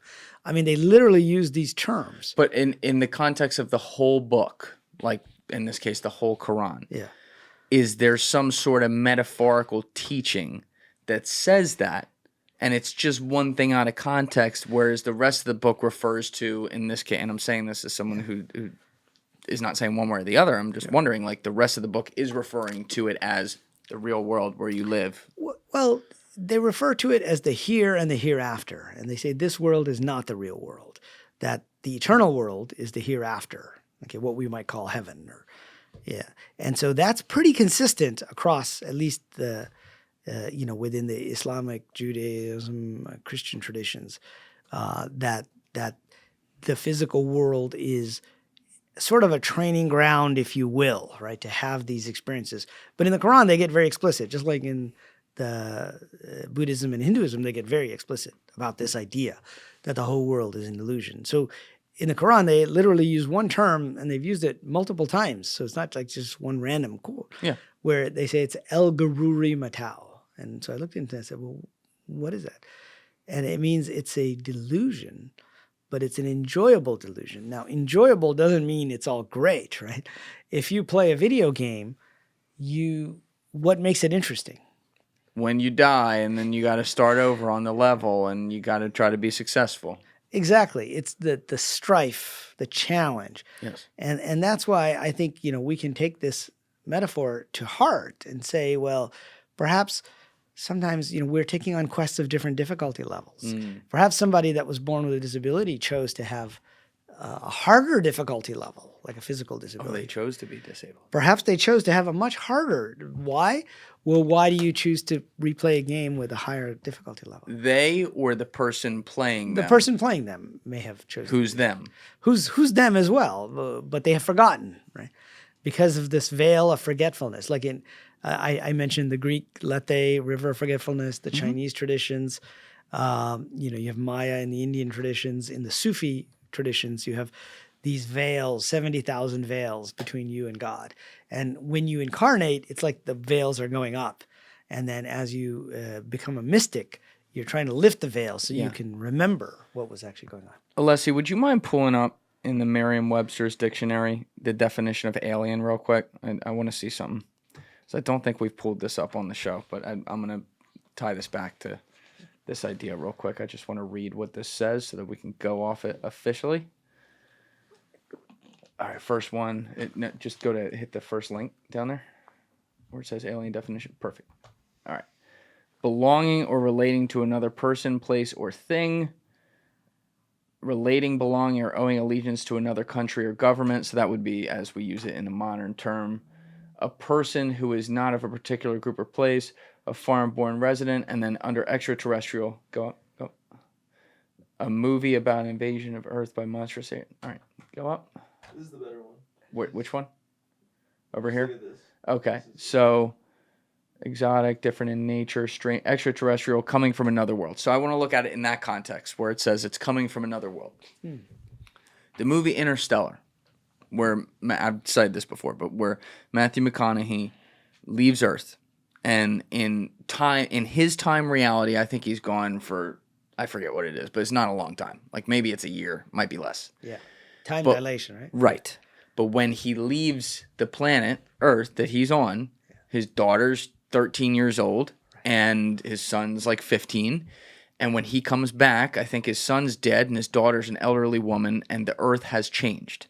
And so in the time that he left, that 85 years, whatever it was, 90 years, he only lived one. And so when I look at that, I say effectively in my book, if I look at that definition, he's an alien because he is not from the planet that he returned to. He's not returning. Like if he went as an astronaut to space for 2 years and came back and was exactly 2 years later, he'd still be on the same time scale. But if he's coming back on a different personal time scale, then he's an alien. So bringing that back to your theory, just looking at how do we define an alien, do you think that in the scenario where it's the Matrix scenario, not the NPC scenario, where we are checking in perhaps a physical form in another reality to be an avatar in this reality, would you define the physical form in that other reality as an alien then? Well, I mean, I would think it could be defined as an alien, but not necessarily an extraterrestrial alien, right? But as alien to this world, meaning that unlike in the Matrix, where people look exactly the same, inside and outside, and this is a conceit that's used in all kinds of movies, right? 13th Floor, Free Guy, more or less you get your avatar to look exactly like Ready Player One. Yep. Your avatar looks exactly like you. That's not necessarily the case, right? You can, when you play a video game, you could be, you could be, I don't know, an elf or a dwarf or that flies on a dragon, for example. So that sounds cool. Yeah, it does, right? So what I always ask, people always ask me, what's the point of simulation? I say, well, let me ask you two questions. Why do you play video games? And why do we run computer simulations? You play video games for the entertainment, and you run, this is just my answer. Yeah. And you run simulations to try to make the best determination of what outcome is most preferable. Right, exactly. So, but the first one is in entertainment, enjoyable. And it's also to have experiences that you can't have outside the game. That's part of what makes it enjoyable in some sense. Like I can't fly on a dragon in this physical, quote unquote, physical reality, but I can do it inside a Lord of the Rings game, or well, maybe not Lord of the Rings game, but some fantasy, medieval fantasy role-playing game. I can fly a spaceship, in a space type game. And so I can have these experiences. And so in that sense, I could be an alien from the world that I'm coming in, but then I place myself in that world in whatever form I could be there. And then the simulations, I think you got it exactly right. I say it's either to find out what is the most likely outcome or what is the most preferable outcome, right? So getting back to this idea of computational irreducibility, you want to run the simulation to see what would happen. And then you never run just one. You change the variables and you run it again. Yeah. And then you try to figure out what is the best outcome, what's the most likely outcome, and then maybe you say, this is more desirable than that. Let's see if we can change the variables to end up in this one versus that one. And so at a societal level, this thing could be going on at that higher level, but at the individual level, I think very much is so that we can have these experiences and perhaps even play someone that is different from us in some ways. Different from us? Yeah, well, like you use the term alien, yeah. But it could be a different race, meaning or you make them disabled, like you said. Or you make them disabled, yeah. or people like having virtual lives. So I used to spend a lot of time in a virtual world called Second Life, which is still around actually. Is this like a metaverse? Yes, like a metaverse. It was I call it Metaverse 1.0. And it came out in 2004. It was really popular like 2007, 2008. It wasn't with goggles. It was just on your computer. It was like an MMORPG. But the point of Second Life wasn't to go and, level up necessarily. It was you lived a virtual life. So you chose your avatar, the physical characteristics, the clothes. Some people chose to be furry. Some people chose to be humans. But people would spend so much time in this that they would have a job inside Second Life. So they would go to their regular job. And then they come home and they have to be a bartender in a club in Second Life, and they get paid in Linden dollars, which was, this is kind of pre-Bitcoin. So there's a reality to it, yeah. Yeah, it was a reality. It was a reality that they took very seriously, and people got married, right? In there, even though they were already married, in real life. So I used to just. Oh, so the same people did. No, not necessarily married to somebody else in Second Life. Oh, okay. All right. Versus their actual life, right? Well, swingers, got it. Yeah. Or, in the case of I remember talking to some people that were actually physically disabled and they couldn't really go out and do certain things. And then they played Second Life for being like somebody that wasn't disabled. And they had this, whole kind of fantasy world and fantasy life, role-playing life that they built up for themselves. And people did all kinds of weird things within it. But I found it interesting that this secondary world became very interesting to them and, became part of their actual lives. And how, so they felt like they they were living two lives in a way. Yeah, that's why they called it a second life, and that is very much the metaverse idea. Which is this three-dimensional world where you have an avatar has its own existence. So the term metaverse came from, as I mentioned earlier, Snow Crash, which was the novel by Neil Stephenson. And, in the real world, the main character was a guy named Hiro, Hiro, hero protagonist. And he said, in the real world, the hero lived in a U-Haul-it trailer or something like that, 20 by 20. But in the metaverse, he was a warrior prince, right? He had his katana sword, and that was his virtual life that he chose to live.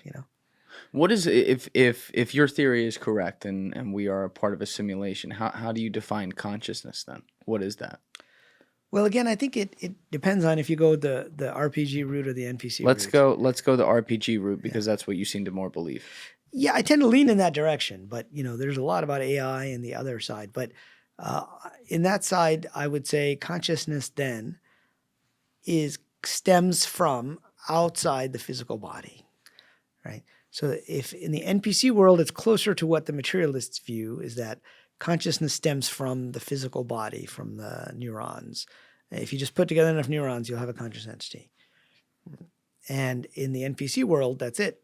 There's no outside existence. If it looks conscious, it's just the code running. In the RPG world, consciousness exists fundamentally outside the body, but gets attached to the body. So the awareness is actually coming from the player, less so from the avatar itself. But meaning, though, because of that extension, we therefore live in this world, this reality, whatever this is, where we have free will, like we talked about earlier with me tossing that. It's just controlled by us from another place physically. And therefore, there is also this concept of good versus evil. It's not just free man's game. It is what it is. It's like you talked about with the near-death experiencers, where they have to experience all the things they did to other people, meaning there is this emotional understanding of what either was good or bad that they did to others to try to understand those experiences that they put upon the world during their life. Yeah, I mean, I don't think the purpose of this world is Grand Theft Auto, right? I agree. And I think that the life review is the best example of that, right? And I feel like all the religions were trying to express that in the Golden Rule and in Karma, and the Scroll of Deeds and Judgment Day. All these religions were trying to express it in a way that it could be understood. So I believe perhaps some people do come in and they have a choice. They have a choice whether to do something that's more evil or good, and they end up choosing the wrong thing. And that ends up being disastrous for certain other people inside the simulation. But if you think about what makes an interesting movie, I mean, there has to be somebody doing that in the movie. Otherwise, it ends up being not as exciting, not as interesting. There's no happiness. That's the shitty thing about the world. Like, there's no happiness without evil existing in the world. You don't know what euphoria is if you don't know the lowest of the lows. You know what I mean? Yep. One, it's the yin and the yang. It does have to exist. And I hate to say that. Like, I don't want to see wars and genocide and shit happening. But there is the phoenix that can rise from the ashes of those things that makes life beautiful. Yeah, and you wonder if that's part of the design of the game itself. I mean, I talked about Swami Yogananda earlier, and he used to say, ceaseless joy is not the nature of this world, right? We're not always in this divine state and everything's great. He said, you have to get ready for the beatings and batterings of the world basically every day. And maybe that's what makes this place special too, is that there is some of that, but we're still able to make choices. We're still able to do what we might consider to be good things. And I think that's part of the experience that we choose. We choose to have these situations where we can play different types of roles. And then we can make choices, and then we have to review those choices later. And then there are consequences, whether it's, depending on who you believe, whether it's go back in and you have to do another life and you have to experience what it was like, or from the life review, you can basically decide what happens afterwards. So it really does bring this idea of the not just philosophy and science, but also religion into play. If it is a multiverse, do you think that there is, I don't even want to use the word karma here because I don't know that I don't want to put any religious context on it. I just want to put like I guess, the physical world context, but someone could die in this multiverse and be reborn in another dimension of the multiverse, or still exist in another plane. So two different things there. It could either be they die and they're reborn somewhere else as the same person or someone else on a different time plane, either one, or they die in this, maybe I got cancer in this multiverse or in this dimension, and in the other multiverse I just kept living. Right. Well, that is a aspect of the multiverse itself, which is that every time there's a choice or a decision, it branches off a whole nother universe. And so there have been lots of great stories about this, right, in science fiction, where, one person has died in one reality, but they're still around, in another reality. Or if you look at the Spider-Man movies, right, across the Spider-Verse, where, you have a different person is Spider-Man. Right, rather than Peter Parker, it's Miles Morales, is it? And versus Uncle Ben versus somebody else being alive. And so where I came out with it was closer to this Philip K. Dick idea of the multiverse, where what we're doing is we're actually trying out these different things, and then we're continuing on. It's like a tree, but rather than being an infinite tree, the tree gets trimmed based upon these different possibilities. And then we go forward and then we do it again. So maybe we're constantly sampling these possible futures, perhaps one where you die and one where you don't. And then we choose to go through the experience, in that one. Yeah. There was the other concept that Michio Kaku talks about, where he's like, you could be in this room and it's like a finely tuned radio. Right? If you and I are sitting here right now, but if it was just tuned ever so slightly to the right, there could just be dinosaurs walking around on the ground right now. And that would be an element of a different version of this multiverse. Do you think that makes sense with what you theorize? Well, I think there's an element of it that could make sense, which is that we have multiple versions of reality running at the same time. And so this is where we tie the multiverse idea to the quantum computing, right? In quantum computing, you don't necessarily run things in serial, one after the other. You can run them in parallel. So these things there could be multiple versions of the Earth running on the same computational system, if you will. And these are the other possibilities. But then the question comes into play, which one are you tuned into? Yes. Why are we tuned into this one and not that one? And I think that's where, you again have to get back to this question of what is reality, but also what is consciousness? Some folks think consciousness is the thing that chooses. That's what Max Planck, people like John von Neumann, and Eugene Wigner, who, has a lot of interesting physics experiments, but he was with Leo Szilard when they went to Einstein to get him to write a letter to Roosevelt about the atomic bomb. But a lot of these guys, thought that consciousness was playing some fundamental role. So is it that we are choosing to tune into a particular version of events, and then there's this question of, are we all choosing to be in the same version or not? And so in computer science, we have this thing called caching. Wait, we're all choosing to be in the same version? Yeah, like are we both in the same version of the multiverse? And we are at the moment. It seems like we are, right? At the moment. But if you tune to another version of yourself, it's doing something else. So why are we tuned in here right now at this moment in time? I guess, my only thought would be that if I'm experiencing the same thing you are, this goes back to your level 2 verse 25 thing, though. Yeah. Because it's like maybe we are seeing different things. But if we can agree right now we're seeing the same things, there's a TV there with like the Earth on it. Over here we got 2 pictures and then one in the middle right there. Yeah. Right? Like if we can agree on that, then I guess we are. Is that enough to be able to say we have our avatars are chosen to be in the same spot? Yeah, I would say there's enough commonality there. So the way it works with video games is you have a synchronization going on at the server, and the server is synchronizing what different people are seeing. And if they're in the same space, they generally see the same thing, except for in these weird cases where you have there's also something called the anthropic principle. I don't know if Michio Kaku talked with you about that. He may have. Fill us in, though. The basic idea is that there are so many parameters in science, like constants, that seem like they're fine-tuned for life and for life in the universe, like our kind of life. Yeah. Like if the parameters were off by like 2% or 3% or 1% in some cases, the planets would fly apart, Yes. Yes. you did galaxies talk would about never. this. And so, what are the possible reasons for that? And the possible reasons for that are intelligent design, that it was designed, or the multiverse idea, which is that many different universes were tried out. And this gets back to this is why I like a computational multiverse. Like, what we do in computer science is because we assume things aren't infinite, we have to prune the tree so that it doesn't go infinite. And so that whatever this simulation is about, all the versions where you couldn't have life were trimmed. So those are no longer running. That basically the versions that run are the versions where life could be. So we're constantly pruning the tree in order to get that. Now, if you look at the two most popular interpretations of quantum mechanics, the Copenhagen interpretation, which is probability wave, it collapses down to 1, and that's why we're seeing the one where the cat is alive or dead. And then you have the multiverse idea, which is that the cat is alive in one universe and the cat is dead in another universe. Now, there's problems with both of these from a physics point of view. This is why they haven't been able to agree on what's really going on. And the problem with the first one is nobody knows how this collapse actually happens. It's like magic, right? It goes from multiple possibilities to one possibility.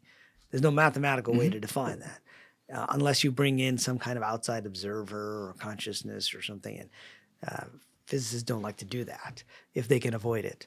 And on the other side, the problem with the multiverse is it's considered to not be parsimonious, okay? Meaning it's not efficient. Why? Because you're creating a new physical universe not every time I snap my fingers, every like million nanosecond or every time there's a quantum decision, there's a new universe being spawned off.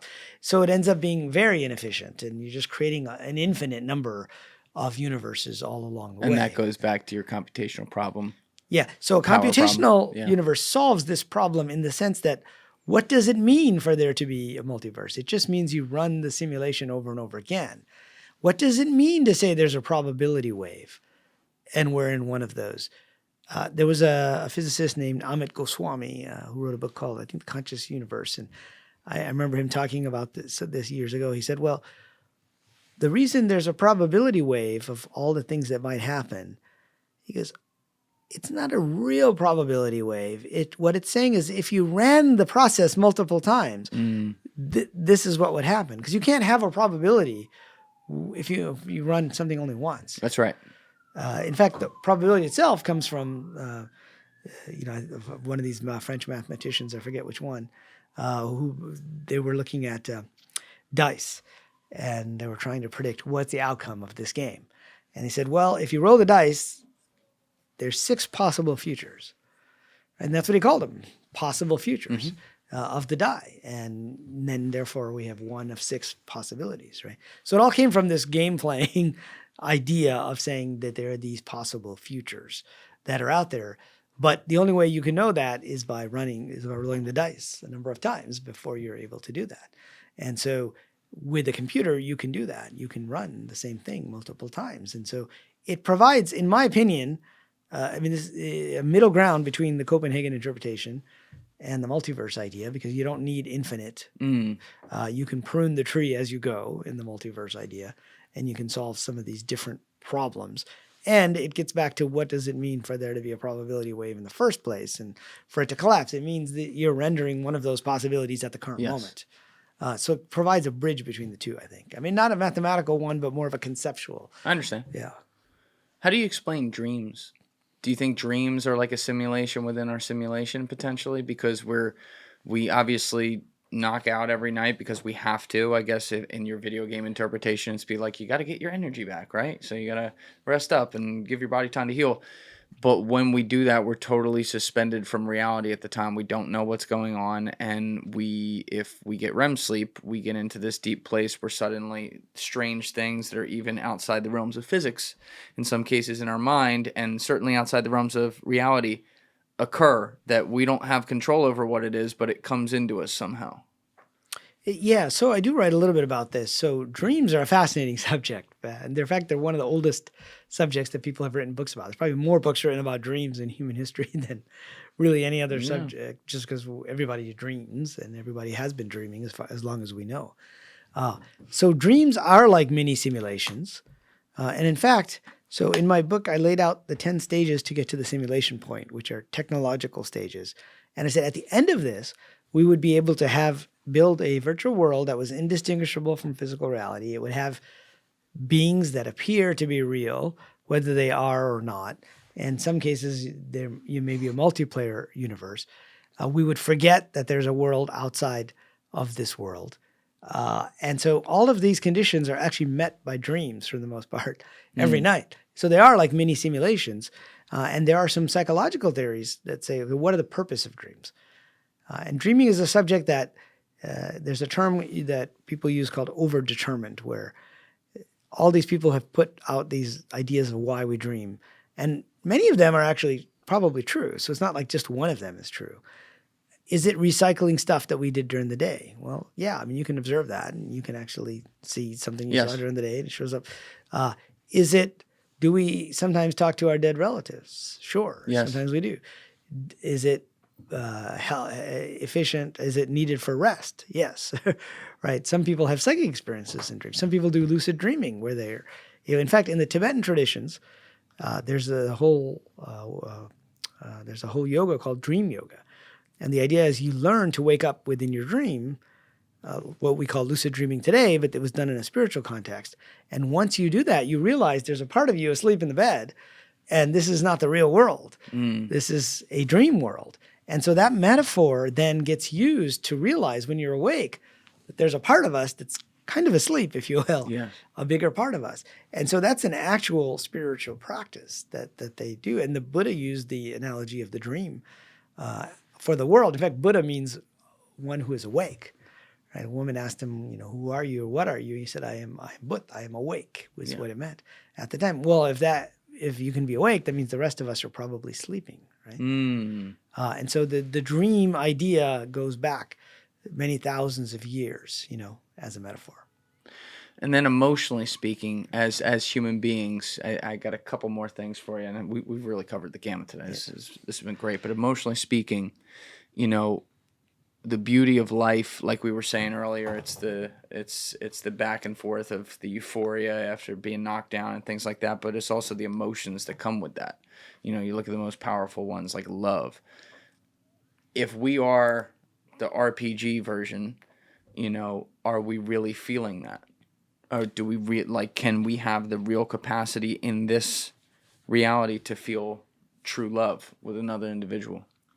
Well, I think so, because to me, it doesn't, in the RPG version, you're not really ruling out that the emotion is experienced by the player and the avatar together, right? So, and you're playing with another person.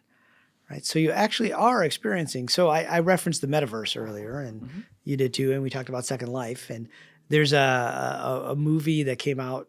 We met in VR, so it was about romantic relationships that started in VR chat, which is kind of another metaverse type environment, but one that uses actual virtual reality headsets. And so many people meet in these virtual environments, and they go on dates within the virtual world because they're in different physical locations, and they get to know each other and they develop a real relation. Then later they meet in real life, and then they get married. I remember meeting several people like that who actually got married. And it happens not just in metaverse, happens in video games too.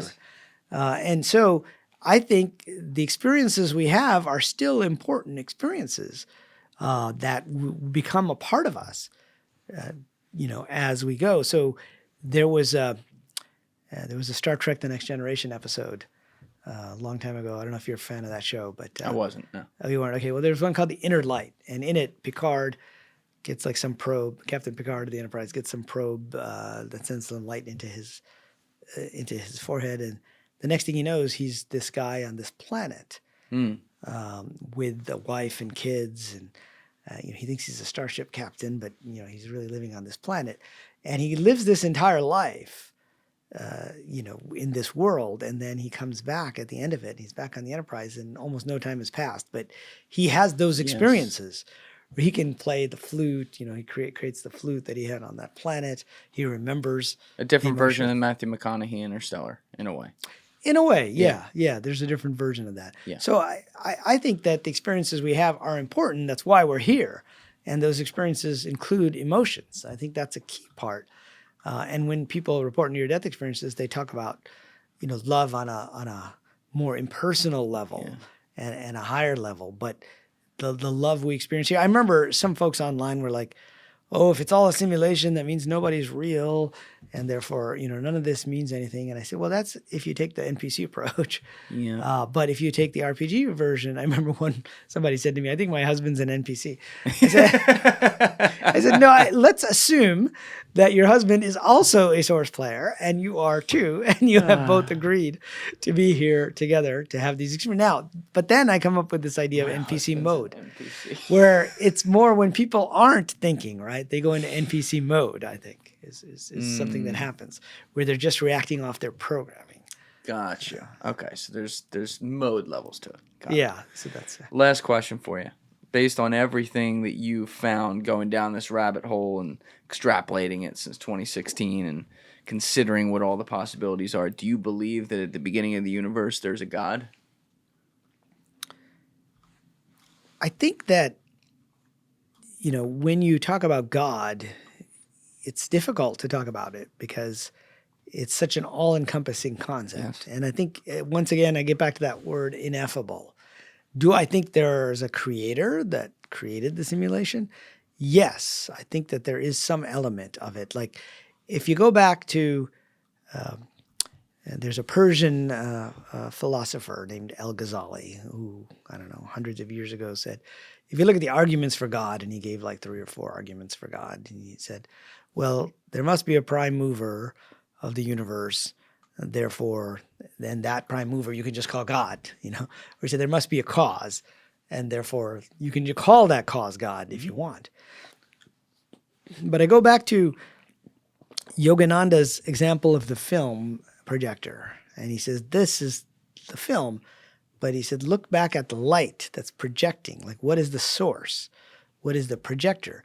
And is it you can view the simulation hypothesis as purely a metaphor, as a way to describe something that it cannot be described very easily, or you can view it more literally and say that the world is composed of information and that information is getting rendered. Both of those I think are correct, actually. You can view it either way that you want to. But whether it's like a physical computer the way that we think of it, I would have to say the computational system is so advanced that it's more like a world of a quantum computer. And then you start coming into who programmed the quantum computer, and you get into the mind of God. So I think in a very impersonal way, definitely there is something that could be the prime mover, whether it's God the way that we in the West tend to portray it. I don't know that I would personalize God in that way, but you can have individual entities who come from that. And it starts somewhere. Yeah, it starts somewhere. It's almost like going back several levels. Yes. If you will. If we are outside of the simulation as players, maybe you only go back one more level beyond that, and that is we are all part of something that is called God. Riz, you blew my mind today, man. It's been a lot of fun. Thank you so much for doing this. Your work is, it's deep to say the least. So I look forward to hearing more about it. I know you have more projects you're working on, so when you do, come through here. Let's do some more podcasts. Yeah, would love to. Thanks so much for having me on. This has been a lot of fun. Of course, man. We'll do it again. Everybody else, you know what it is. Give it a thought. Get back to me. Peace. Thank you guys for watching the episode. Before you leave, please be sure to hit that subscribe button and smash that like button on the video. It's a huge help. And also, if you're over on Instagram, be sure to follow the show at Julian Dorey Podcast, or also on my personal page at Julian D. Dorey. Both links are in the description below. Finally, if you'd like to catch up on our latest episodes, use the Julian Dorey Podcast playlist link in the description below. Thank you.